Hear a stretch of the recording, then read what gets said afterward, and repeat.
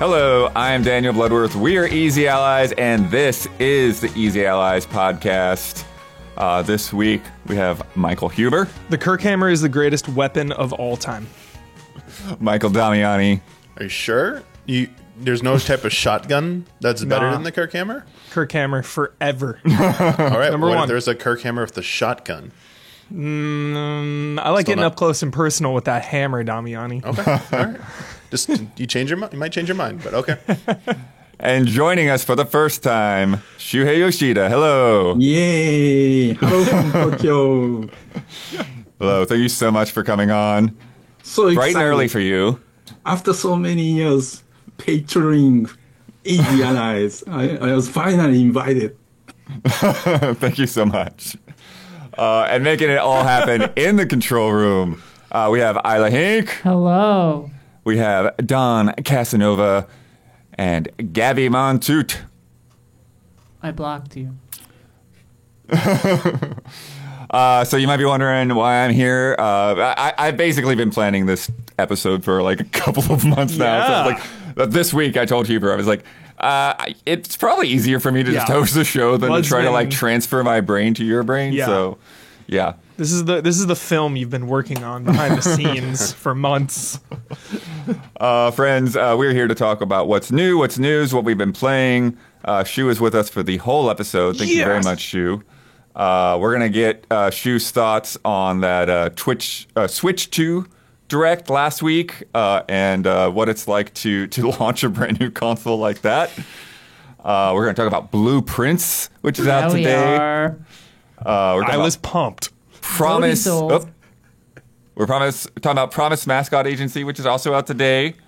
And then a couple other games that Shu is looking forward to on the horizon. And then we're just going to go around the room and ask Shu whatever comes to mind for everybody. Sweet. But before we get into the deep end, Shu, we gotta do just a casual catch up. Get people that don't know who you are to know a little about you and what you've been doing. So I know you've been on the podcast tour. So quick basics. You're at Sony since before PlayStation. Yeah. I joined Ken Kutaragi team in February of '93, like more than a year before the launch of original PlayStation, and even before Sony Computer Entertainment was established. So I was there from day one. I was the employee number 32, and I left the company in January of this year. And since I left, I've been showing up in many different streams, YouTube videos, and my friends in the industry, like media people, influencers. And finally, I'm here to meet with the fans of Easy Allies, like myself. Thank you so much. Yeah. Sure. Yeah, I remember when we talked at Dice, Shu, like you told me that you were surprised they hadn't asked you earlier. Yeah. Because Easy Allies was my only two, Patreon sponsored shows, and I've been one of the best customers. Just subscribe and forget, right? We're honored. Thank you. Yeah, and we agreed to let's do this after the Nintendo Switch 2 show, so that we can talk about new hardware. Yeah, and so that you're not repeating yourself too much because you've been around everywhere. Yeah. And then also I want to talk about, like, since you left Sony, just give everyone an idea about what you're doing now, what your role is now, and what you're doing other than being on podcasts. Yeah. So for the last 5 years at Sony, I was advocate of indie games on PlayStation, both internally and externally. And I was working with some of the indie publishers and developers I was very friendly with, and luckily they asked me to be an advisor. So now I'm officially advising 4 companies, 2 publishers and 2 developers, and still talking with a couple more. I'm trying to not to overcommit myself, but it's so fun to work with the, younger, creative, people who can make things, forward, like in a very rapid way compared to large company like Sony. It takes a long time to get the decision made. and look at games, those publishers get, pitches and submissions every week, so many of them, and we, look through these to find like a gem and discuss. It's so much fun. So what I'm doing day to day hasn't changed much. Look at games, game pitches, and play, prototypes and discuss with developers. But on the other side of the fence, now I'm on the developer and publisher side, so I can talk about, of course, we talked about, a Nintendo hardware or Game Pass or, of course, PC and mobile. So I'm enjoying this new perspective. I'm learning a lot as well. Great. Yeah. What's the number one thing that you're glad you don't have to worry about now? Oh, well, I don't have to ask the PR department to pre-approve if I can be on the show like this. And I can, talk about any subject. Nice. The PR police. Yeah. You had something you wanted to throw in there? Never stop learning. Oh, yeah. It's awesome you're still learning things, Shu. Yeah, you've been in the industry for so long. It's awesome. Oh, yeah, industry is always changing, right? Yeah. And unless we keep learning, we'll be left behind. So, yeah. Yeah. And then before we get into it, one more. What is the difference between a game that you appreciate as a player and a game that you want to work with? That you actually, you see this and I want to contribute to this somehow? Well, I'm a huge action game fan. And especially Souls-like games, I really love, third-person view action games. But in terms of working on games, I like to help the developer who have some very strange, interesting concept that has never seen before. So I really appreciate this creativity. Like my best two indie games last year were number one was Nine Souls from, Red Candle Games. Amazing. So 2D intense. Sekiro-like. And the number two was, No Case Should Remain Unsolved by a solo developer, Somi-san from Korea. That game is an adventure game, but that kind of UI game design has never been done before. So it's amazing, still this day we see a game in 2D that could have been made in 20 years ago, but no one made, kinda. Right.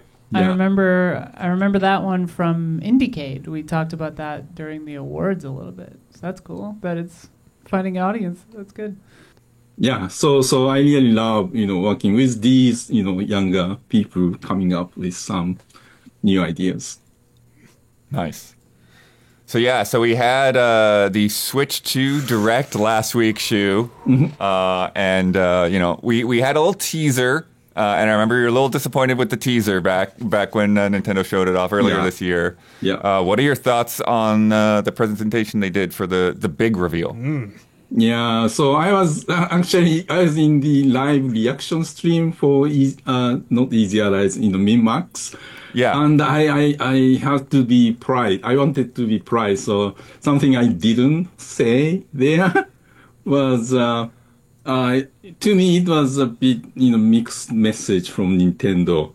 In a sense, I think Nintendo is losing their identity. In my opinion, for me, they are always about creating some new experience, designing hardware and games, together to create something that amazing, new experience. But Switch 2, as we all anticipated, is a better Switch, right? It's a larger screen, more powerful processor, higher resolution, 4K, 120 FPS. They even had a hardware person starting the stream, like other platforms do, right? And because it's a better Switch, the core premise of the whole Switch 2 is, we made things better. And that's something other companies have been doing all the time. And of course, it's more powerful Switch. So it's great if you your gaming was only on Nintendo hardware, it's the first time for you to be able to play amazing games like, Elden Ring was the first time. But for us, like core gamers who own multiple hardwares and play games on, PlayStation, Xbox, PC, the, games they showed off, especially from third parties, in theory, it's amazing to have all these, all stars of industry games on Nintendo hardware. However, what they showed were like, right? And I was confused because, everybody, especially people in the industry, like publishers, must have known that that show last week will be one of the most watched show this year.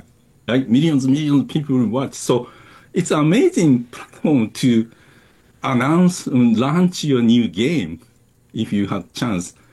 But most of the games were like ports from, past generation. I don't know if it was Nintendo's direction or third party's choice. Well, one game I reacted strongly was the Enter the Gungeon 2.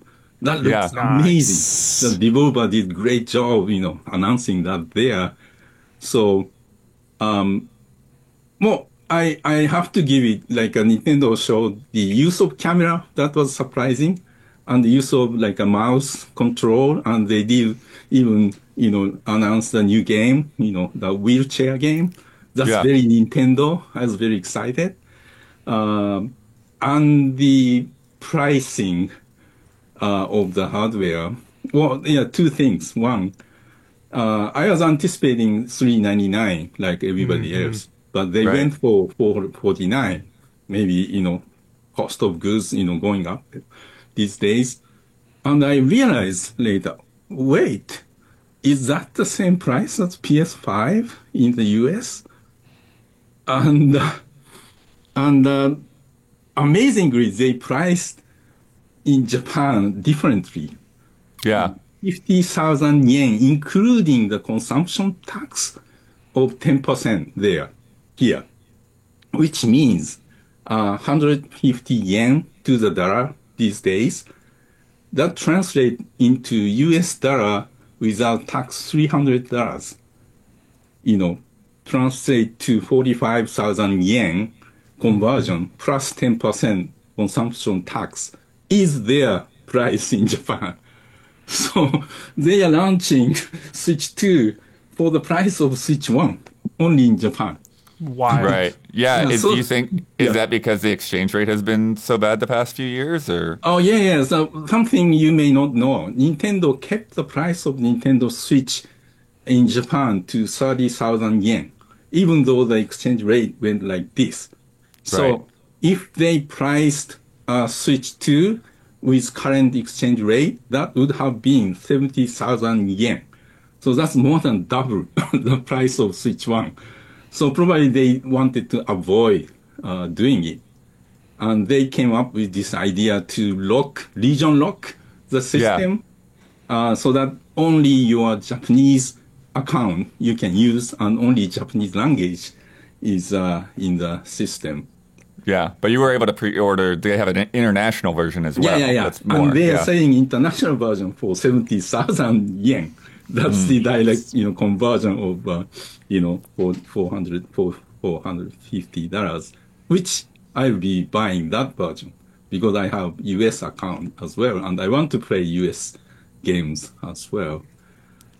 Anyway, so with some of the things Nintendo is doing with new like a camera or mouse control, creating new experience, that's great. But other than that, I was personally a bit disappointed because they didn't disappoint everyone.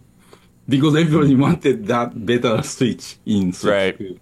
So, yeah, they had said because they published an interview with those the three people that they had on the Direct, and one of the things that they had said in there, which was kind of interesting, and like you said, maybe a bit of a change in philosophy. What they were saying is like, we didn't want to make change for the sake of change. We didn't want to just do something new because we have to have something new. Yeah. And so let's make a platform that's good all around for all developers. And then, what they sell with like things like Ring Fit and Labo is that for their crazy ideas, they can release accessories for those games to enable that, so that you're not just stuck with like the original Switch Joy-Con. It has an IR sensor. It is like almost nothing uses that, right? So everyone's paying for an IR sensor, and yeah. Well, coincidentally, I understand Switch 2 is the first hardware launch from the new generation of management of Nintendo. I understand Switch 1 was prepared by Iwata-san's generation. So maybe the new generation, younger generations are more, rational people, maybe smarter, more ordinary people. Yeah. One of the things they talked about was like they really want to make sure that the eShop runs faster, right? Oh, yeah. So they will do good things for consumers, and that's great. But, so it's a new Nintendo, I think. Mm-hmm. I imagine it's really hard to take those risks considering the success of Switch 1 also. It's just like, do we want to rock the boat because this thing has done so well for us and there's still such a demand for just even the Switch 1 unit and games on there? So I imagine that's scary. Did you ever run into those types of scary things, Shu, at Sony? Just like, well, this is working, so we don't really want to rock the boat here. Well, so, PS3 was really hard. Made Mark Cerny and the team made a huge change into, PC architecture. So PS5 was like a continuation of that thought. But I think Mark was very smart to adapt the SSD. In my mind, adoption of SSD, that fast SSD is the best thing that PS5 has. For sure. Playing Sekiro on PS4, every time I die, I have to wait for the long time. Right? Yeah, so that almost game is telling you suck. You stop playing this game. Genichiro just killing us over and over again. Yeah, but on PS5, if I, revive immediately, I would keep trying, right? So that makes every game better game in my mind. It's so good. Yeah. So I applaud Nintendo taking limiting the use of SD card to the very fast one, Express. Mm-hmm. Yeah. So that's great, thing that they are doing. Well, that's one of the things too when they were talking about the game chat, the video conferencing stuff. I don't know how many people are going to buy it or accept their argument for it, but they're saying that one of the reasons it performs the way it does is so that it doesn't take too much performance away from the game and make your game run worse. And that's why they didn't have chat at all on the Switch 1. They made you use your phone for it. But yeah, it's hard to look at that video and it's like, oh, I don't know. Well, being able to see other people's play, whatever the game that they are playing, even different games, that's a really neat idea. It's like, kids playing everyone's different games but still connected by Discord to do chat or something like that. Yeah.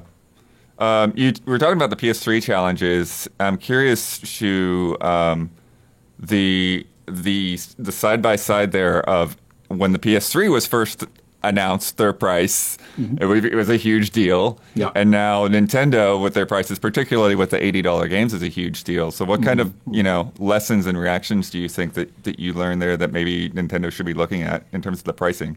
Oh, yeah. The price of software was as a surprise, I wasn't anticipating. But the, industry has been, especially large publishers, been struggling with the, increased budget of the game, game just getting bigger and bigger, but still people's expectation of the price of $70. And, you have to sell a lot more units.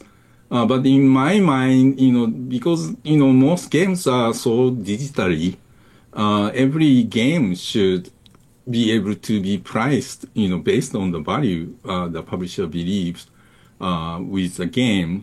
So not limited to the like a fixed, price on the shelf from the physical like a media days dictated. So, whether it's Nintendo or any other publisher like Take-Two would break that expectation, I think would be helpful, from industry standpoint. Damiani, I want to make sure you get some questions in here since you're, very passionate about all of Nintendo's decisions. Yeah, this just said so much stuff. I feel like I have too many questions. And sorry to go back so far into what he's already said, but I want to touch upon the third party showing at the Direct, the Switch 2 presentation. You said you were a little disappointed, underwhelmed. At some point in the last week, I think it might have been in the last podcast, I suggested maybe Nintendo had too many third parties lining up wanting to participate, and so Nintendo only had a finite amount of time for their show. Is that something you would think is plausible, that maybe Nintendo has other planned events and so they didn't want to overwhelm people with too many announcements?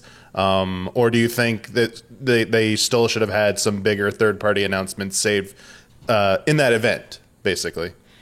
Well, I don't know what Nintendo's thinking, but from the standpoint of, producing the show and trying to make the show like great, like a S rating rather than B rating, you'd want many new announcements, right?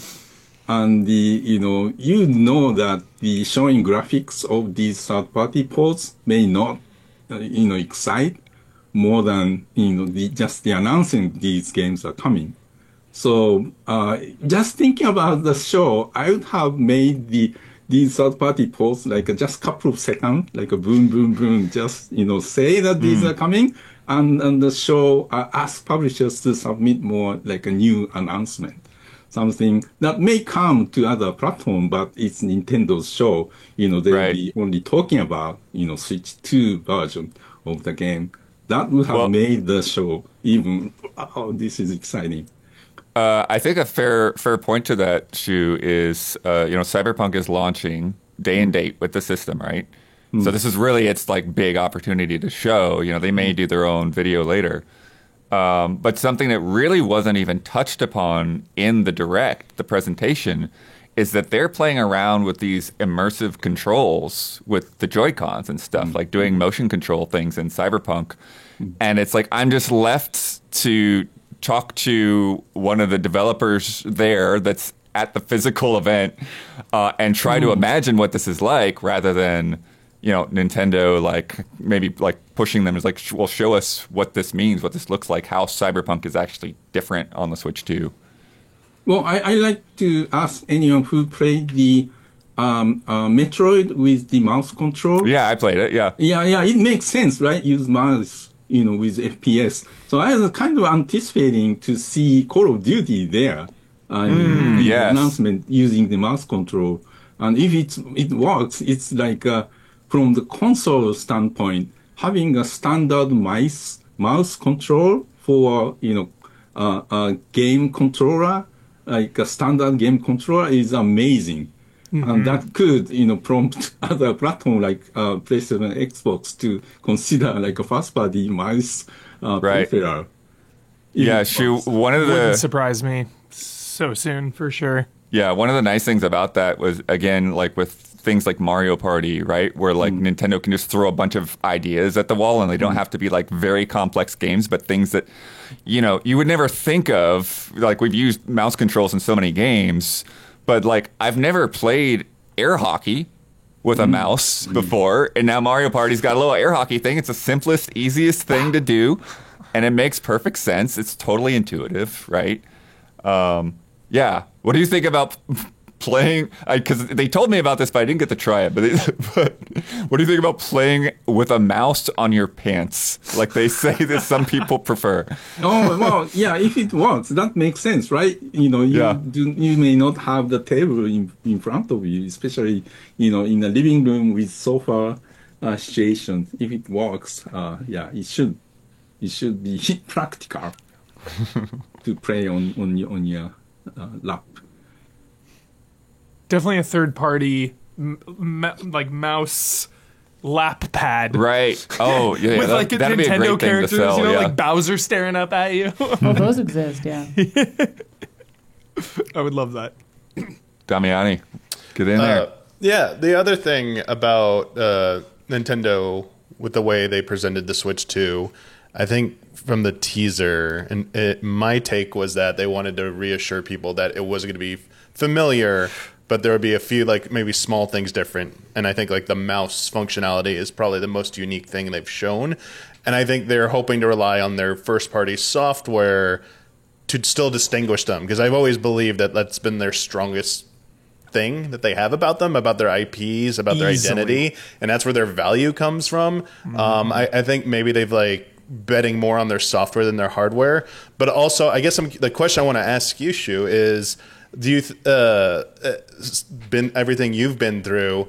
Is it like, you know, the balancing that act about, you know, we were talking about rocking the boat, because Nintendo does have a history of a follow-up system to a successful system not doing as well. Most recently, the Wii to Wii U, that didn't go over as they expected. So I think, you know, my take is that they're trying to preserve the momentum of the Switch. Same name, just a number. They really don't do that. They don't put a number after their system like that with a new system. Like, I guess, did you feel that this was at least expected, though, to do this, even though you were disappointed? Like, from a business standpoint, do you think this was... Of course, they are making sound decisions. You know, everything they said, they should have done. Yeah, so I'm just talking about my kind of nostalgia of old Nintendo. Okay. Yeah, but definitely, this is the right way to go for them. They could still do something, though, down the line, because remember they had like Labo with Switch. They've done those like kind of unique creative projects by some of their smaller studios. So maybe they'll surprise you still with one of those, hopefully, even though the hardware so far isn't that surprising. Well, the use of just one camera capturing 4 view in the same room. Yeah. They are doing something smart and using the performance of the new system very well. Yeah. That reminded me a lot of iToy Shu. Yeah. It's a better iToy, better Kinect. Yeah. Mm-hmm. Yeah. And it works perfectly for the party game that Nintendo has, you know.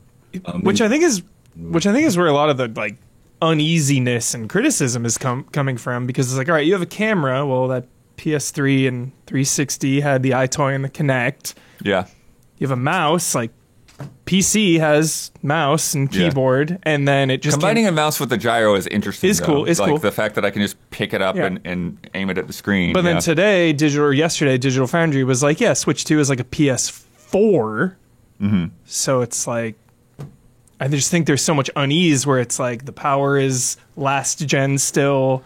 It's the weird because the peripherals are 2 gens ago. It sort of is like on a numbers, but then they also have a lot of these things, you know, where like they're saying, you know, like some of the features are like better than what like a Series S, you know. So it's like this strange little mixture of stuff, you know, just the fact that they have a 120 frame per second screen. Yeah. I think we are just showing the first generation of probably quick and dirty ports of third parties, and as time goes on, they'll find a better use of the hardware.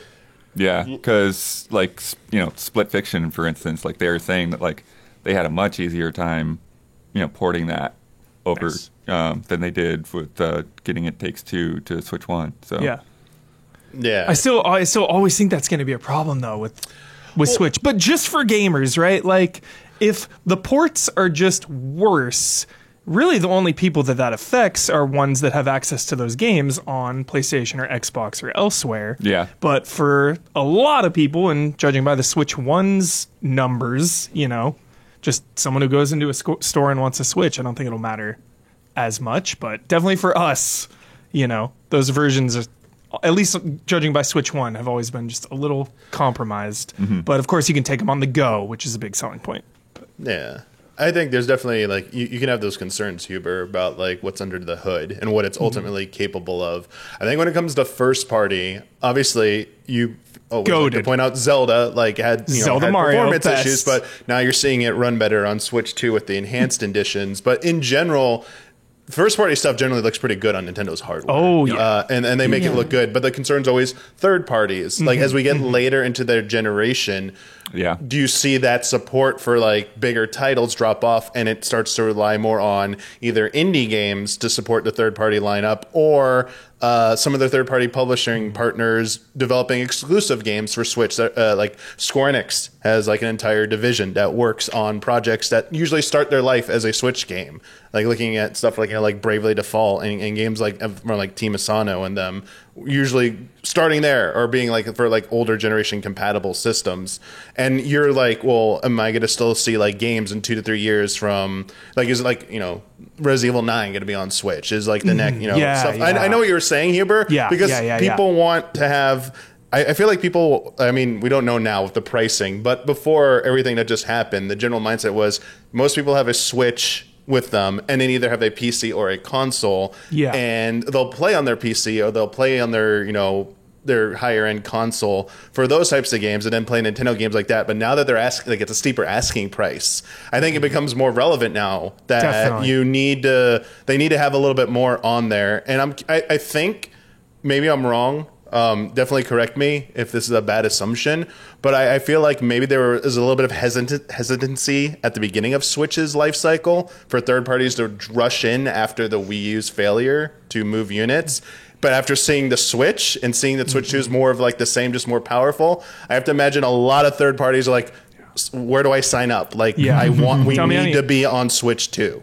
I just saw like a couple days ago that Hades 2 is going to be launching on Switch console exclusive for a while. They have like a little bit of, exclusivity there, so that's big. Yeah, Greg Kasavin was at the event too, so got to catch up with him. So actually, first time I'd met him in person. Yeah. Can some companies, third parties, afford to not be on Switch 2? Now, the question will be whether they will port some of those bigger projects or maybe take a different approach like Capcom has, like with Monster Hunter. We had Rise start on Switch, but Worlds never came to Switch, and now there's speculation that Wilds just won't be capable of being ported to Switch 2, possibly, and there might be another Monster Hunter dedicated to Switch 2. So, like, still they can capitalize by having a project developed for Switch 2, but I think the preference would be to see those bigger games having a version and in day and date on Switch 2 as well. We bring up Square Enix all the time, how they definitely need to embrace the Switch 2 possibly for some of their titles going forward, and I hope that's like the case. Yeah, like Dragon Quest 12, like absolutely. I feel like that's a no-brainer. But like I was like preaching that like they should seriously consider the next mainline Final Fantasy game being like on Switch 2 and possibly making that the lead system because they've, had some, back and forth over whether they've met sales expectations or not. And obviously they don't, that's one of their flagship series. Was it as simple as it was on one of the biggest platforms last gen, or is that a larger question of brand identity problems with an aging franchise and rising numbers in terms of like, we're at Final Fantasy 16. Next one will be 17. Do they call it 17? But yeah, the third parties, obviously, the point is third parties, I think, are going to figure out and spend more time and resources to embrace the Switch 2 and get their projects on there and in some fashion. I just always think of the GameCube days, Damiani. Resident Evil Remake, man. A third-party showpiece on a Nintendo console just looked like the best video game ever at that time. And it's like, wow, was that the last time Nintendo had a true third-party showpiece? Was it that long ago? I mean, I don't know if I don't know, like you like. Oh, we had RE4. Zack and Wiki on being on Wii like that early was like a pretty good one too. It just depends what you define as that. But in terms of like big AAA third party series, like being day and date on Switch and possibly exclusive to a Nintendo platform, I don't know if you're going to see that ever again. But I think Capcom like just Resident Evil. I think the next mainline Resident Evil, Capcom will probably try within their power to get that on Switch 2, and not a cloud version of it that's requires that possibly, but like a native version that at least you could buy like a digital copy and quote unquote own it and not have to like rent it from like the cloud service basically. Yeah. Well, publishers will be faced with a difficult decision because, like in the past year, many of them started to drop the PS4 generation version and focus on, PS5 generation and PC. And now, Switch 2 with a, very high potential install base, but with the PS4 generation performance. So would they continue just PS5 generation only, or try to somehow do the Switch 2 version at the same time? It's a difficult decision they have to. Yeah, that is an interesting question for but, sure. Shu, one thing that you pointed out that I think is probably helpful is where you're talking about the memory speed. For Switch 2, where it's like I think that's one of the things going back to the PS4. You have to work with those slower load times, and on Switch 2, that's going to be one of the things that you don't have to contend with as much. Yeah. Like PS4, everything went better experience. On Switch 2, everything would be better experience. Like even going through the store on Switch 1 was kind of slow, right? Yeah, but it's gonna be much snappier, hopefully. What game excites you the most for Switch 2, announced or unannounced? Sure. What are you looking forward to the most? Yeah, of course, that From Software game, right? Which one? The From Software game. The Dust Bloods. Of course. Should be great. Do you think that can coexist with Night Rain? The fact that they're doing two multiplayer centric Soulsy games at the same time? Well, I think it's a new challenge for the studio, right? To design game for multiplayer, and the Miyazaki-san doesn't necessarily is a big fan of P2P games, so they will try to make it more accommodating for the people who are kind of intimidated, to play the PvP game. So I'm not a good, FPS player either. So I don't play these, competitive games. But that game, coming from Software with the design sensibility to accommodate, people like me, I'm very excited. Yes. Shu, one of the more interesting things that they talked about on the technology side is a thing called Game Share. Do you remember this? Where basically they had a similar system back on like the DS and the Game Boy Advance, but now they're using like streaming technology, so you don't have to do all the downloading. You don't have to wait for the data to come in. So that's very smart way, and hopefully the latency isn't a problem. Because probably you are playing in the same room or... Yeah, I'm very curious how it's going to hold up, and I was surprised to see that they're saying that, like, even if you have a Switch 1, you could play a Switch 2 game with the person if it supports the feature, so... Yeah, it's a very smart way of not having the lots of servers in the database, data center of them, but let people to host, your games to other players. Shu, did you ever go to LAN parties back in the day? No, I didn't. But I'm scared of these very competitive, game places. Are there any games that you would like to see they do with mouse controls, like whether it's a Nintendo game or a third party? that Civilization should be great to play. Yeah. And so League of Legends might come out. I don't know. That's true. Some MOBAs for sure. MOBAs. Yeah, like we've talked, a long time about like, when something like a WoW or Final Fantasy 14 or whatever could come to come to a Nintendo console, and it's like, well, now there's a mouse. So well, Don and I were really hoping that. And still hoping that eventually a Super Mario Maker comes to the Switch 2 that uses the mouse, because that would give you so much specificity. And Isla, how is Mario Paint not a pack-in? What's going on here? Yeah. Good heavens, it'll happen. Yeah, they're gonna blow it up. Like Game Awards or something. Big showcase for Mario Paint. How was the play? Welcome to all. Did you play it?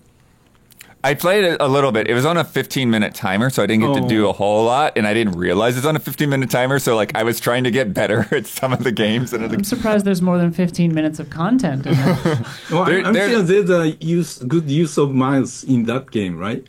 Yeah. They had some games where you're like dodging like spiked balls coming from the top of the screen, and it was surprisingly difficult, and you would get medals based on how long you survived. And you would also unlock like harder variants and things like that. And I also did the maraca shaking where they were showing off the new HD Rumble.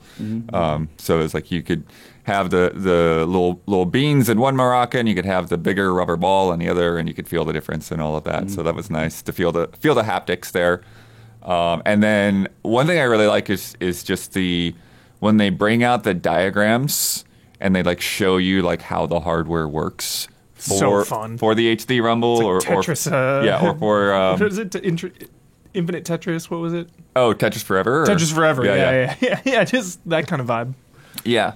So there's some nice things there, but yeah, considering what Sony did with Astrobot being a pack-in for the PS5, what do you think about this decision to charge $10 for this game? I just don't understand. You want everyone to experience that, right? To have a better understanding of the Switch 2 and become a fan of the system. Yeah, I am worried about the last week of news with specifically to Switch 2.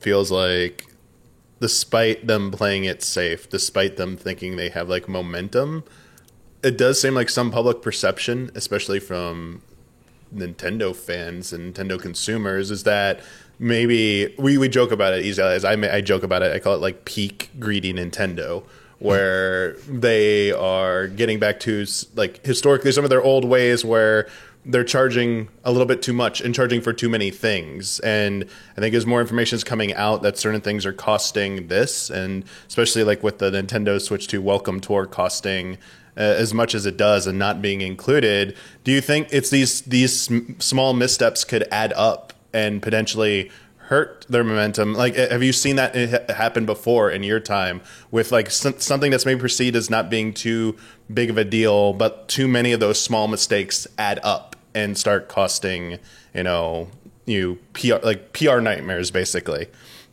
Well, people, pay or not pay $10 for the welcome tour, and people who decide not to pay $10, they don't know what they missed, right? So I don't think that will become a backlash. I think it's just an opportunity loss for Nintendo to have that experience not, handed to more players. Well, I think in a positive way, maybe Nintendo is a big fan of preserving the value of software. So trying to, maybe they are against this free-to-play kind of, it's kind of free-to-play as a start, but, charge a lot of money for just a, card or something.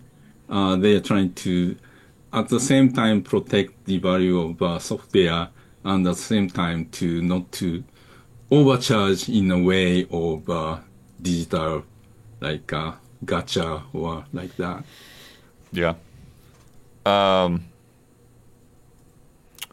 So Shu, I'm curious, what kind of like relationship have you had actually with staff at Nintendo over the years? Has it been like this big iron fence that nobody can cross, or have you been able to have like casual conversations with people? So in Japan, Nintendo is very closed, company.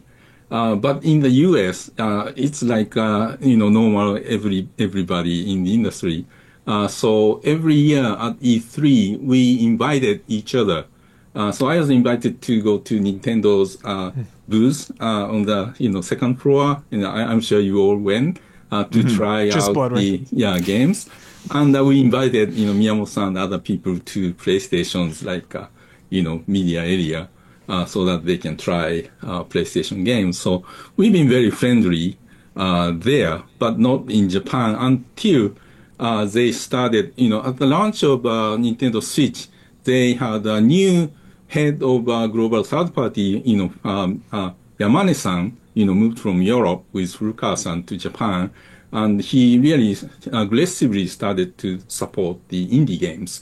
And they set up the indie team, in Japan, and started the indie stream, and they started to fund Bit Summit and have a booth, big booth, side by side with PlayStation. So all the Nintendo indie teams have been very, very friendly with us, the PlayStation's indie team and Microsoft indie teams. And at these, industry event, we have dinner together to compare notes, supporting indies, we really didn't feel competitive at all. We are all fans of these, new experiences. So that was, the new management, Furukawa-san generation, felt like they have become much more open in the industry. That's great. Damiani, you have anything else before we start to move on to some other topics? Not really. Other than which one are you more excited for their Nintendo's games coming out in the first month? Mario Kart or Donkey Kong? Which one are you more looking forward to playing? No, Mario Kart. I'm not a big Mario Kart fan, but that knocking out from 24 to 16 to 12, that feels great. That's like 4 guys of Mario Kart, right? Nice. And Donkey Kong, I saw they invited the people, the influencers in Japan, and they are playing that game. That looked really interesting. All the destruction of levels. That I haven't seen that kind of game mechanic in the 3D action platformer. So, but I understand that's probably for the big Christmas launch title. No, Donkey Kong is just about 5 or 6 weeks afterwards. It's really? It's coming so soon. Oh, wow. Yeah. So they have something they haven't announced for the probably Christmas. Hopefully 3D Mario. Christmas with Mario. Yeah, that's one of the things I was thinking, that it's very easy as a Nintendo fan to be disappointed by them showing so few first party games, but I also have to think about the challenge of this thing is going to sell out no matter what. Yeah. So why put your demands so high that you can't accommodate it? Yeah, right? There's only so much room. Yeah. True. Yeah. That Mario game, they have to spend extra time on it because Nintendo saw Astrobot and what they did. We have a joke here that game left Miyamoto sweating. Game of the year. We just saw Game of the Year at the BAFTAs as well. And very important before we move on, Shu, last Switch 2 question. Are your daughters interested? Or are they still content with the mobile game you were telling me about at DICE? Well, they avoid playing games in living room because their mother, my wife, is always watching. Yeah, so they do use my Switch to play in their rooms, but mostly they play mobile games, multiplayer with their friends. So unless their friends move on to Switch 2, they will stay with mobile games because of that, social nature. Nice. But one thing I felt a bit interesting, as a father, my daughters, when they were even very young, were really good Splatoon players. It was really fun to watch them play against, whoever, probably adults, and beat the adults. And it was, as a parent, very comfortable because there's no voice chat, right? But now Switch 2 has a voice chat as a key feature. And of course, there's a parental control, but that could be, that's another kind of shift from Nintendo's, protection from abuse to a bit more normal, I have one that's ordinary. Sure.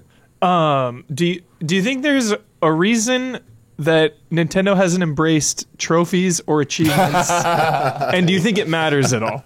Well, I think usually it's just, development resource and priorities. I'm sure I think they would have liked to do that, but probably they are busy enough to get the system done. I think it's just maybe a difference in design philosophy because they do it in certain games. But I think they don't want to make it a requirement for every game to do it. Like Mario Party Jamboree has achievements in it. Even like Metroid Prime 3 on the Wii had achievements, of their own. Yeah. All right, let's get to talking about some games because it is a good week for games, Shu. First on the list is Blueprints, and I'm going to pass this over to Isla because she has put, 90 hours or something in now? Well, we don't want to we don't want to spoil the scope of Blueprints. But yes, I'm over 90 hours. Oh, wow. So it'll take me 180 because I'm bad at puzzles. Or it'll take you 20, you'll hit credits and stop. Yeah. Like, V possible. Oh, I guess it's going to show that. I'm just going to do this and then whatever. Shuhei, you've been playing, right? I played last year.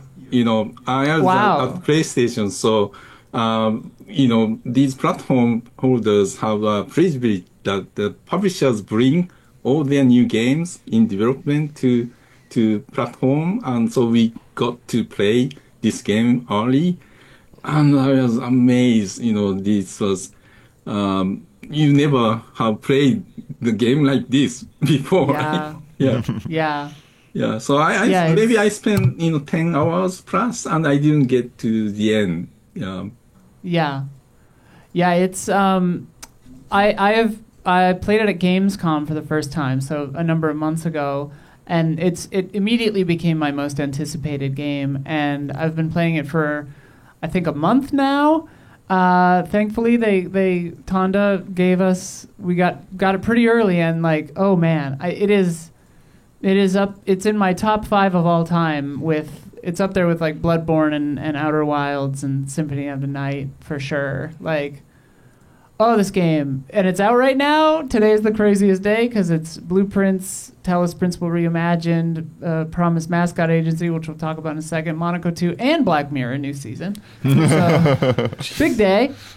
But yeah, if you we have a video out with the creator of this game. If you haven't seen that, but I'll give you the elevator pitch here. You've inherited contingent on finding the 46th room of a 45-room estate.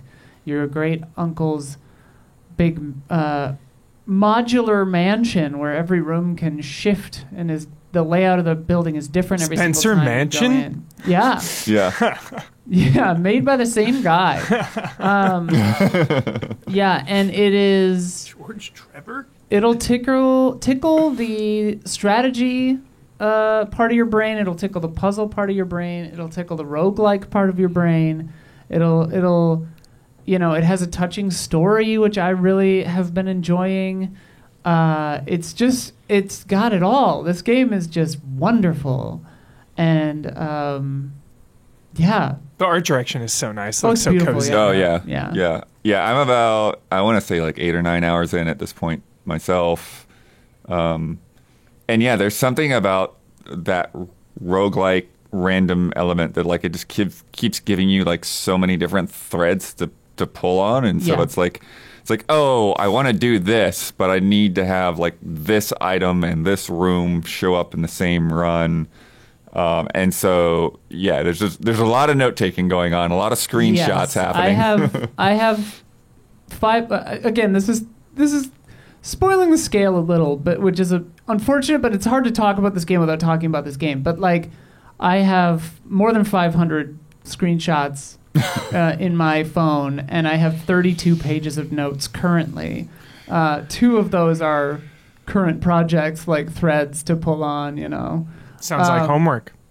It's a joy. It's a privilege, Hubert. I was just trolling. But that's actually what's so, I think, hugely successful about this game is that you can engage with it how you kind of want to engage with it. If you want to dig into the nitty-gritty, get into the puzzle stuff, and the creator emphasizes that it is not required to have, an online community of people working together to solve anything. Like, one person could conceivably do everything by themselves. It's certainly, in my experience, helpful to at least be playing it alongside a couple of people, because then you can kind of give each other hints and like keep the fire lit, But yeah, if you want to just play it as a strategy game and lay the tiles out and get to the top of the house, and that's it, the game will support that playstyle. If you want to dig into everything, take 30 pages of notes, the game supports that as well. So I really think, hopefully, it'll kind of find an audience with a bunch of different people. Yeah. Yeah, any game that gets this good of reviews as well, they're off the charts. It's like the highest reviewed game of the year now, or one of. I think it'll be okay. And the fact that it's on PS Plus, Isla, and Game Pass, right? Yeah. Is so huge. That's just such a win for, I feel like the mainstream, like, narrative-based action or first-person games don't have as hard of time, breaking through. So it's nice when, like, I don't want to call it niche, but like, not everybody plays puzzle games, so it's really cool that it's on like Plus and Game Pass and stuff to just give people a free chance to play it. And there was a Steam Next Fest a while ago. They had like an incredibly generous demo. Right. Tonda was actually telling me and Jason about the tech behind the demo, and the fact that the demo was like basically the entire game, and he just, because like there's no other way to do it with this game, like, because it could pull any room, and it's like, well, okay, I just have to kind of make the demo the whole game, but limit it to a certain amount of time, Very cool. Yeah. So Shu, have you played it since a year ago? No, I've been waiting for the final game to try. Nice. Yeah. You are in for a treat, my friend. It is just so. It's all I think about. I'm having Blueprint's dreams. Maybe you should compose Blueprint's musical. Like I should.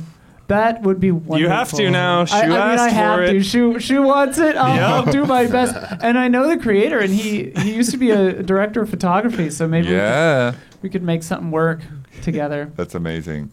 Yeah, one of the things, Huber, about this is because, when I did the preview event with Isla, the thing that kind of caught me off guard a little bit is I think I was expecting something that's a little bit more like Lorelei and the Laser Eyes, where it's just like, there's just puzzle. I'm loving the pace. Like just walking through a mansion is I think the best. The thing. It's like there is sort of like a puzzle element to like figuring out how you want to put the pieces together. And there's certain rooms like this room where it's like there are overt puzzles in them. But even then, when you like look at the card, the schematic for the room, like it has a puzzle icon on it. Got it. And there's not a lot that have those like, oh, you have to like solve a math problem or something like that. So a lot of it is really just like. It puts your brain in a nice space where it feels more like you're discovering things rather than like you're solving this like really hard, complex exploration puzzles versus school puzzles. Yeah. Yeah. And I will also say, like, since people are getting their hands on it, and there will be a lot of solutions and stuff available online. The way the game works is if you don't know something right now, you will know it later. The game will tell you later. So if feel free if you want to Google it, whatever. But you're doing yourself a disservice, I would say, and the game a disservice, because it's built into the game. Like the game has plenty of secrets. There's a lot to discover, but it's part of the joy of the game to kind of discover it. And given the kind of not really random, but the way the game is structured, he's built in like multiple ways to find out everything, and there are lots of moments that are really satisfying where it's like I had figured something out, and then later on found a magazine that just tells you Yeah. And I was like, That's oh, fun. okay, well, I had already figured that out, but that's cool. If I hadn't, like, I would have been told now, you know? And the game is like... There are literally, like, a lot of notes that will just tell you exactly how something works. And, Yeah. Yeah, so... Are there permanent upgrades? The roguelite stuff? no comment. Yeah. Yeah, I don't know how much you want to... But it's funny because, like, even seeing some of this B-roll, it's like, oh, well, you know, that they put it out there themselves, but... Some of the stuff in the trailer and stuff, I'm like, you put that? Okay, all right. But it's one of those games where it's like, if you're not playing the game, it's Yeah, you don't know. nothing You to don't you. know. Yeah. It's very knowledge-based. Hell yeah. Yeah, I don't know. Like, the less I say about the blueprints, the better, because the less you know, the better. But if you have ever loved a puzzle game, if you have ever loved a strategy game, if you've ever loved a narrative walking simulator, you will love Blueprints. It is all those things. It is none of those things. It is seriously, like, I mean, from my estimation, like, actually a thrice in a decade game. Like, this game is something else. It's very special. Sick. Yeah, I think too the other thing to kind of discourage in a way the looking stuff up is just even like talking to Isla for like 5 minutes earlier today. Like, it is sort of like one of those RPGs that has like a lot of dialogue choices, or like a Life is Strange or something, because it's like going through this game because everyone gets things in sort of like different orders. Yeah, yeah. You know, it's like you found that already. That's kind so of fun. moment. Yeah. I love Yeah. those water cooler moments. Well, and that's what Tanda, the creator, was talking about too. Is just like, yeah, the nature of the game is like, or in my own experience, Jason's favorite room, I had not ever gotten until like day 40, and like that's just the nature of the beast. You could pull it on day 1, you know, and that's just how it goes. And the game works. It can support that. It's built to work. I heard in theory you could beat the game in day 1, right? Oh yeah. You Oh, could. interesting. Yeah. Yeah. There's actually there's an achievement for that. That's so cool.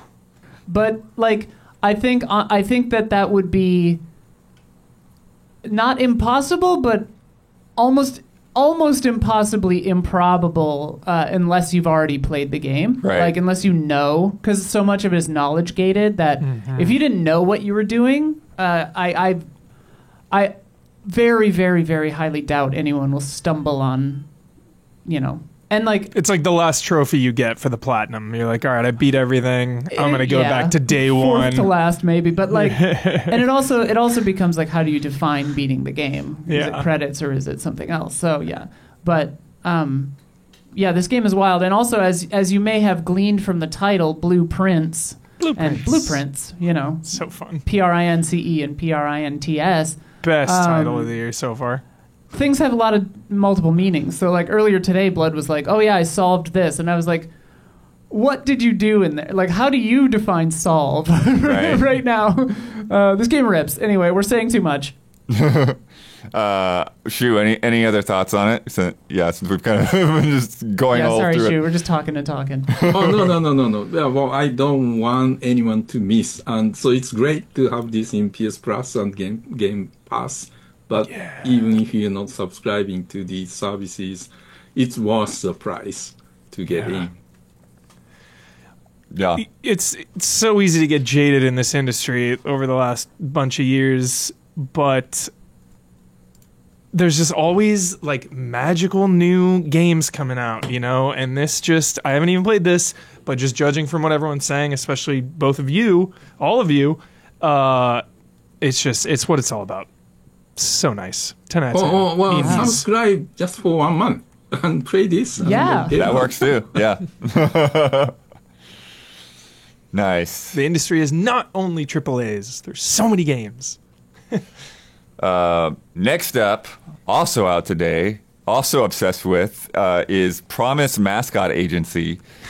And Hubert, like, having these both in my head at the same time. Yeah, this is crazy. I was bud. literally points yesterday when like my mind is like seeing Blueprints but hearing the soundtrack from Promise.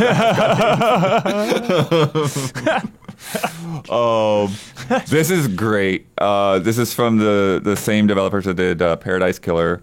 Love Paradise Killer. And you are a Yakuza who basically they were doing a deal, had all the money ripped off from a rival gang, and so Jeez, Vice City. you have to go to like the last business that they have that nobody else knows about, and like revive this mascot agency in this like remote island. It's a very funny premise.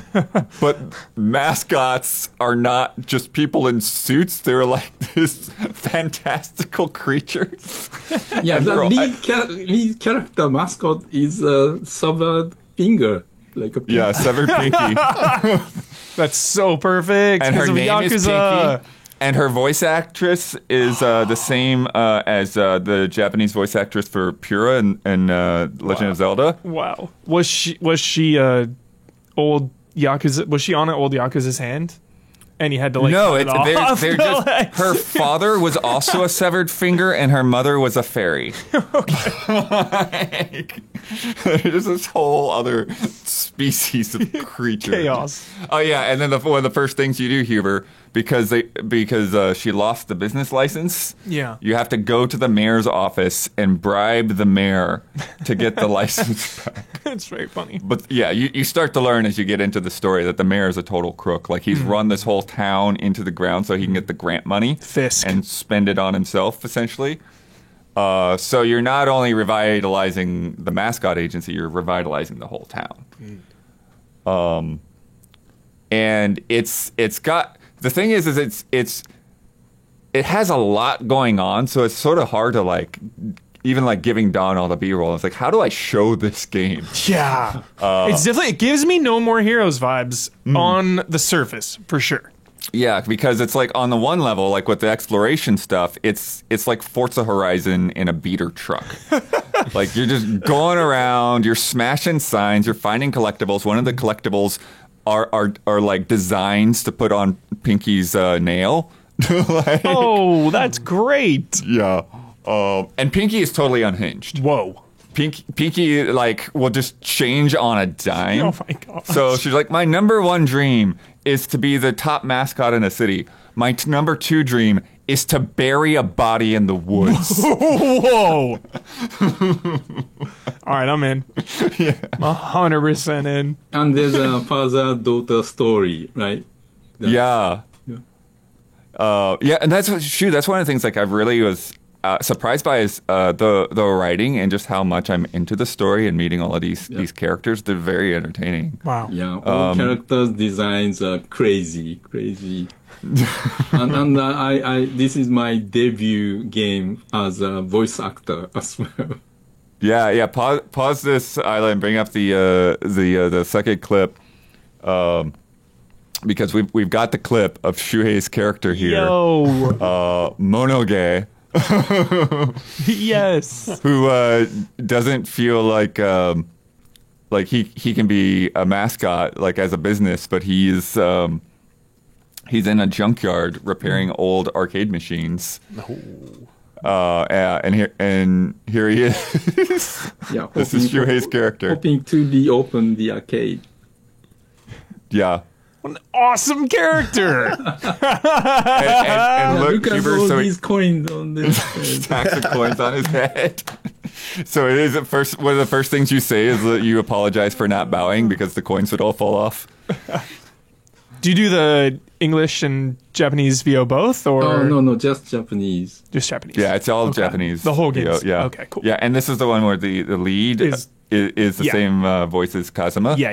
Yeah, his name is Michi, and he's known as the janitor. That's so He's great. always got a broom. that he's Michi. carrying. That's a fun nod because of Oni Michi and Yakuza. Yeah, so Shu, like, how much have you played of this and, like, your involvement? What is that like? Oh yeah, so the recording session was like 3 or 4 hours. There, because there are many, mascots, so I'm just one of them. So the number of lines are limited, but I really appreciate how hard it is to act voice acting, and the directors telling me that with more emotions or, with a bit more sadness or, so every line I have to say, 3 or 4 times, and it was very, very challenging. And then did you give them any feedback on the game itself, or did they just approach you to be an actor in it? Well, I don't remember giving any feedback. The game was in development for a long time before I got involved. Yeah. Nice. Sick. Have you been playing it, or are you also waiting to get your hands on it? No, I finished. Oh, you finished? Nice. Yesterday great. Nice. It's quite a large game. Yeah. Yeah, and it's very addictive. All the small things you could do, you just keep doing. And you want to find all the mascot, right? So you are running an agency, so you have to recruit a mascot and give, do the contract. How much cut, you give to the, mascot, or increase the bonus or salary, etc. Yeah, Ayla, you can swap back to where we were in the other clip when you get a chance. That. What's that? Roger that. But yeah, so that's actually one of the things that was intimidating to me, Shu, is like that business side of things, is like, okay, it's like I've got to negotiate their rates and all of that. Oh yeah, this is when you recruit them. And so like you have like 6 different things that you can offer them, and then like you have a meter for how excited they're going to be for that. Mm-hmm. And then you have to send them out on jobs for like bookstore openings or park festivals or like a mechanic shop or a coffee shop and things like. And you also send them out with what they call a support item, and that will give them like kind of percentages of like helping them keep out of trouble. But most of the time they're going to get into some kind of trouble. And there are these really funny, ridiculous like turn-based battles where it's like, oh, this tofu got stuck in a door that's too small, and so it's tofu versus door. And you have these hero characters that you meet, the other people in town, and they'll give you their hero card, and then you can call on them. And it took me a while to understand the system, but see how like there's a bunch of different numbers. So there's like different types of obstacles that they might come across. So like there's an animal one, and so like. How do people come up with this? I always want to know. Like, how do people come up with this? So instead of tofu versus a door, there's tofu versus a swarm of bees. And then there's another one where there was like a stalker, and it's like versus the stalker. And so you have to pick the right cards to do the right kind of damage against that health bar. And you only have so many actions to do it with. Except some cards will draw other cards, or some cards will give you additional actions for that fight. And then, whether you fail or win determines like how much cash you get out of that. So. Nice. Sounds very fun. And like Shu was saying, it looks very addicting. Just like gathering everyone, exploring the map. The economy, I'm sure, is a big part of this game. I love video game economies. The thing that stunned me is this: they brought up this like, oh, you have nightly bills. And wow. Like nightly bills. So like every night at the stroke of midnight, you've got to pay bills. Oh shit! And so you've got to constantly you cannot sleep on having people out at jobs. If there's a job available, you got to send somebody out there. Wow! You got to be exploring and picking up all the coins on the streets, all of that, because those bills come up. And like the first time that happened, it was like, oh, 80,000 yen. I'm like, That's all my money. I can't upgrade my academy right now. So awesome. Damn. And you can upgrade the truck as well. Yes, Huber. Talk about some of those truck upgrades, Shu, because they're amazing. They make a big difference. One of the early upgrades, you can launch the pinky to the objective. So, initially you have to run over the, items to collect or, clean out the garbage. But, once you get the launcher, you just launch, pinky, all the time. Very fun. Sounds so fun. And you can go on the, turn the truck into the boat so that you can, reach the island. And there's, objectives on the island as well. Nice. Yeah. So there's a lot of fun stuff like that. A lot of these interlocking systems. I love when you unlock things and you get to explore more things or more places with the thing you just unlocked. It's like one of my favorite Yeah. things in games. But it's like, so that's the thing, Huber, because it's like, it's kind of all happening at the same time. It's like you're driving around and exploring, and then it's like, oh, a job becomes available. So then you like pop into a menu, assign a mascot to that. It's like, oh, somebody needs help. You pop in real quick. And it's just all very quick. And so that's the thing where like, I think it sort of like hits that sort of like civilization style looks like aspect of your like brain. Like, okay, all of these things are sort of happening. So you've got these plates spinning and you don't realize like how much time is going, you know, and then you meet like some crazy new character or new mascot. And It's like an interactive There's idol a game. story of the conspiracy and corruption and Yakuza thing. So until the very end, you know, everything gets, you know, revealed. You really want to see the ending to understand what happened. Yeah. This honestly just shot up to like top of my queue. It looks so great. Yeah, I'm so excited for this. Yeah. And then one of the things that I just got to shoe is the subcontractor thing. So like you also have kind of like Assassin's Creed Black Flag or whatever. You can also hire mascots in different regions, you know, for what Send 'em out they call or- passive income. Got it. And so that way, like, you know, you're finding additional things, and that's just another little thing going on in the background. Nice.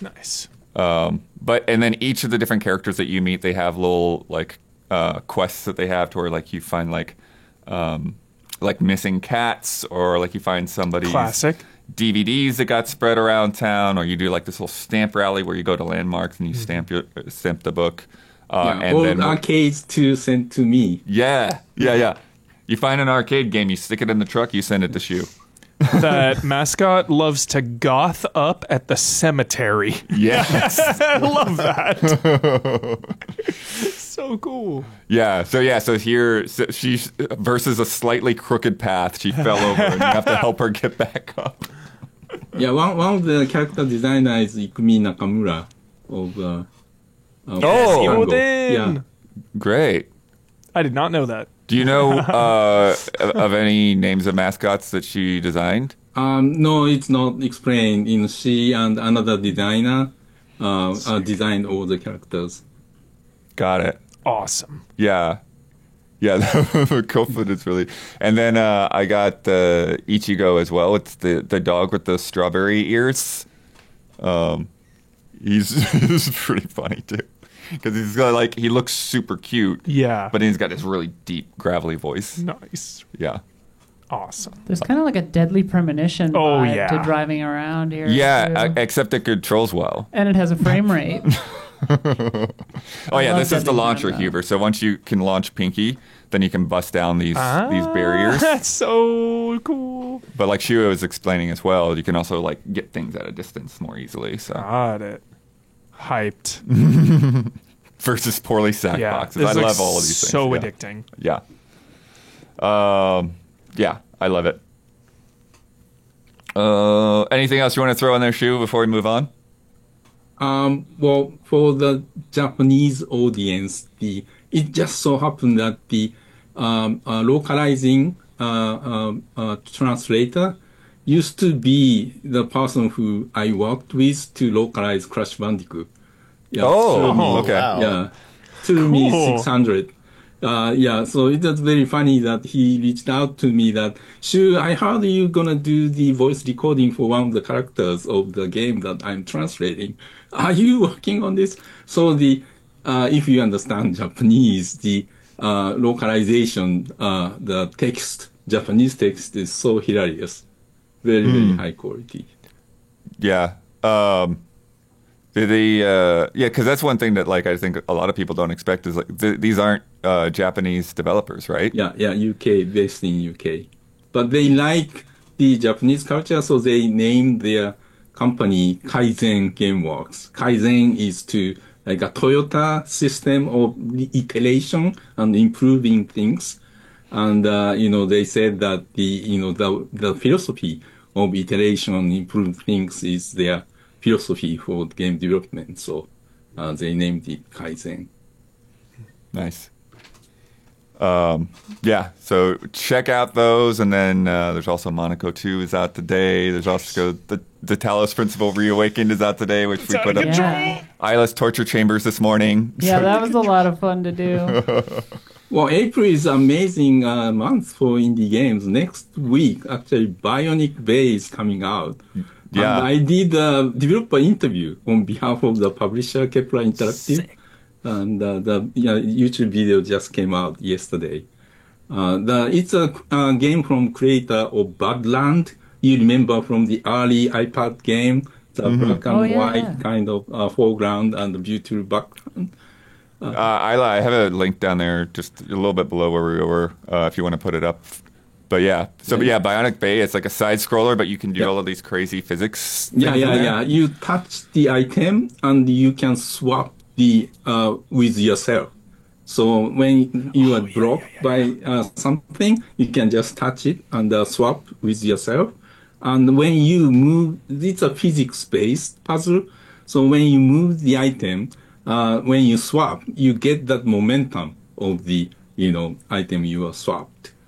So it's really interesting, puzzler and platformer. Yeah, I've had my eye on it for a while, but I've had This looks like so many great games. It's been hard to figure out looks when cool, to. yeah. This looks like your kind of game, Blood, for sure. Yeah. Yeah, the game got Flipping the World the and Best Design Award at Taipei Game Show this year. It's a collaboration of the Taipei-based developers and the designer of Badland, who is based in Finland. Ooh. Nice. I'm going to do a quick break thing, and then we'll get to some more games, Shu. Okay. We got more to come, but if you've been enjoying the show so far, please take a second to like and subscribe and ring that bell on YouTube. It helps us, and it helps you stay connected. And now, a word from our sponsors. When we were young, we would dream about being anything. Astronaut, president, princess, whatever. It was always based on movies I had just seen, so for me it was a lot of paleontologist, tornado chaser, that kind of stuff. But as you get older, your dreams change. You focus less on running the world and more on how you can take your skills and ideas and turn them into something real. Instead of dreaming big about resurrecting dinosaurs or catching an F5 tornado, maybe you're starting to dream about owning your own business. You'll need a website, a payment system, a logo, a way to advertise to new customers.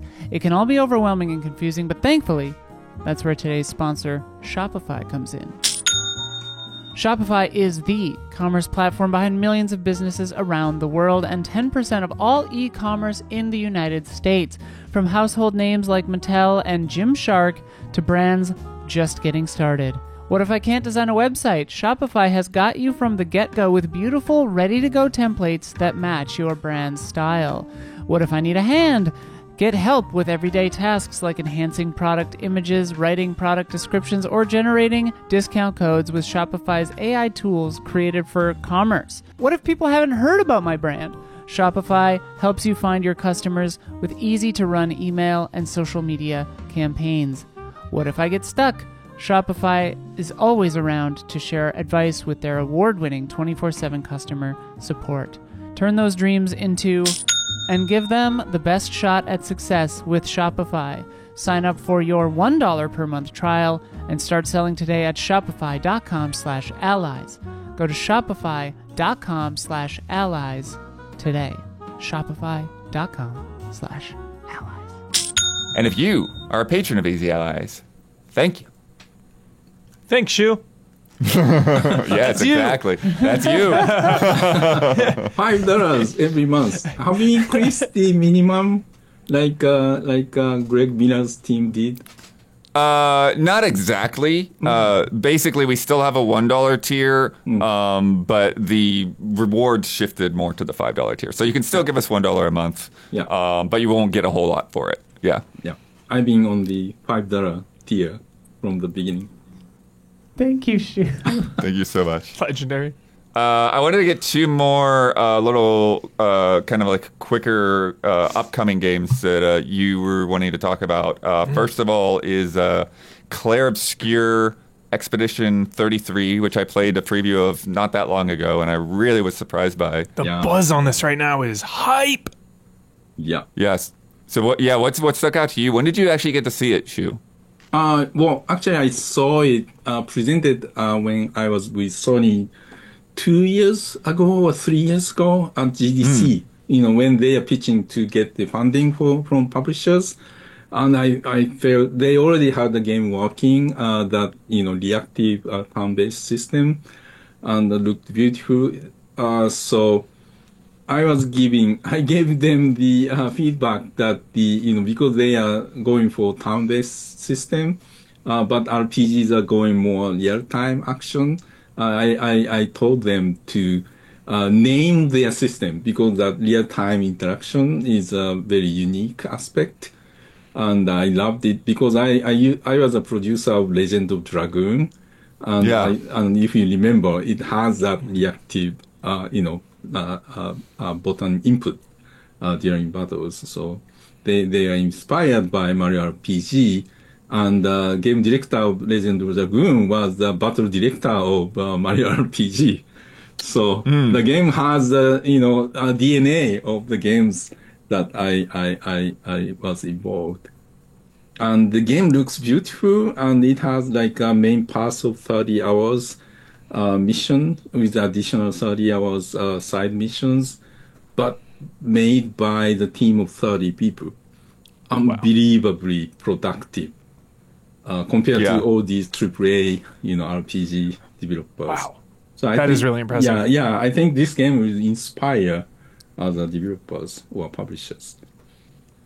Yeah, shoot. That was one of the things when I played it, like some of these cutscenes and the actors that they've managed to land for this game. I was just really impressed by the amount of facial expression and everything that they had in some of these interactions. Yeah, they are former Ubisoft team, very veteran developers from Ubisoft. Sure, those games always interest me so much now is just kind of like the AA or the independent AAA games. The triple I, as we had the triple I showcase this morning. Yes.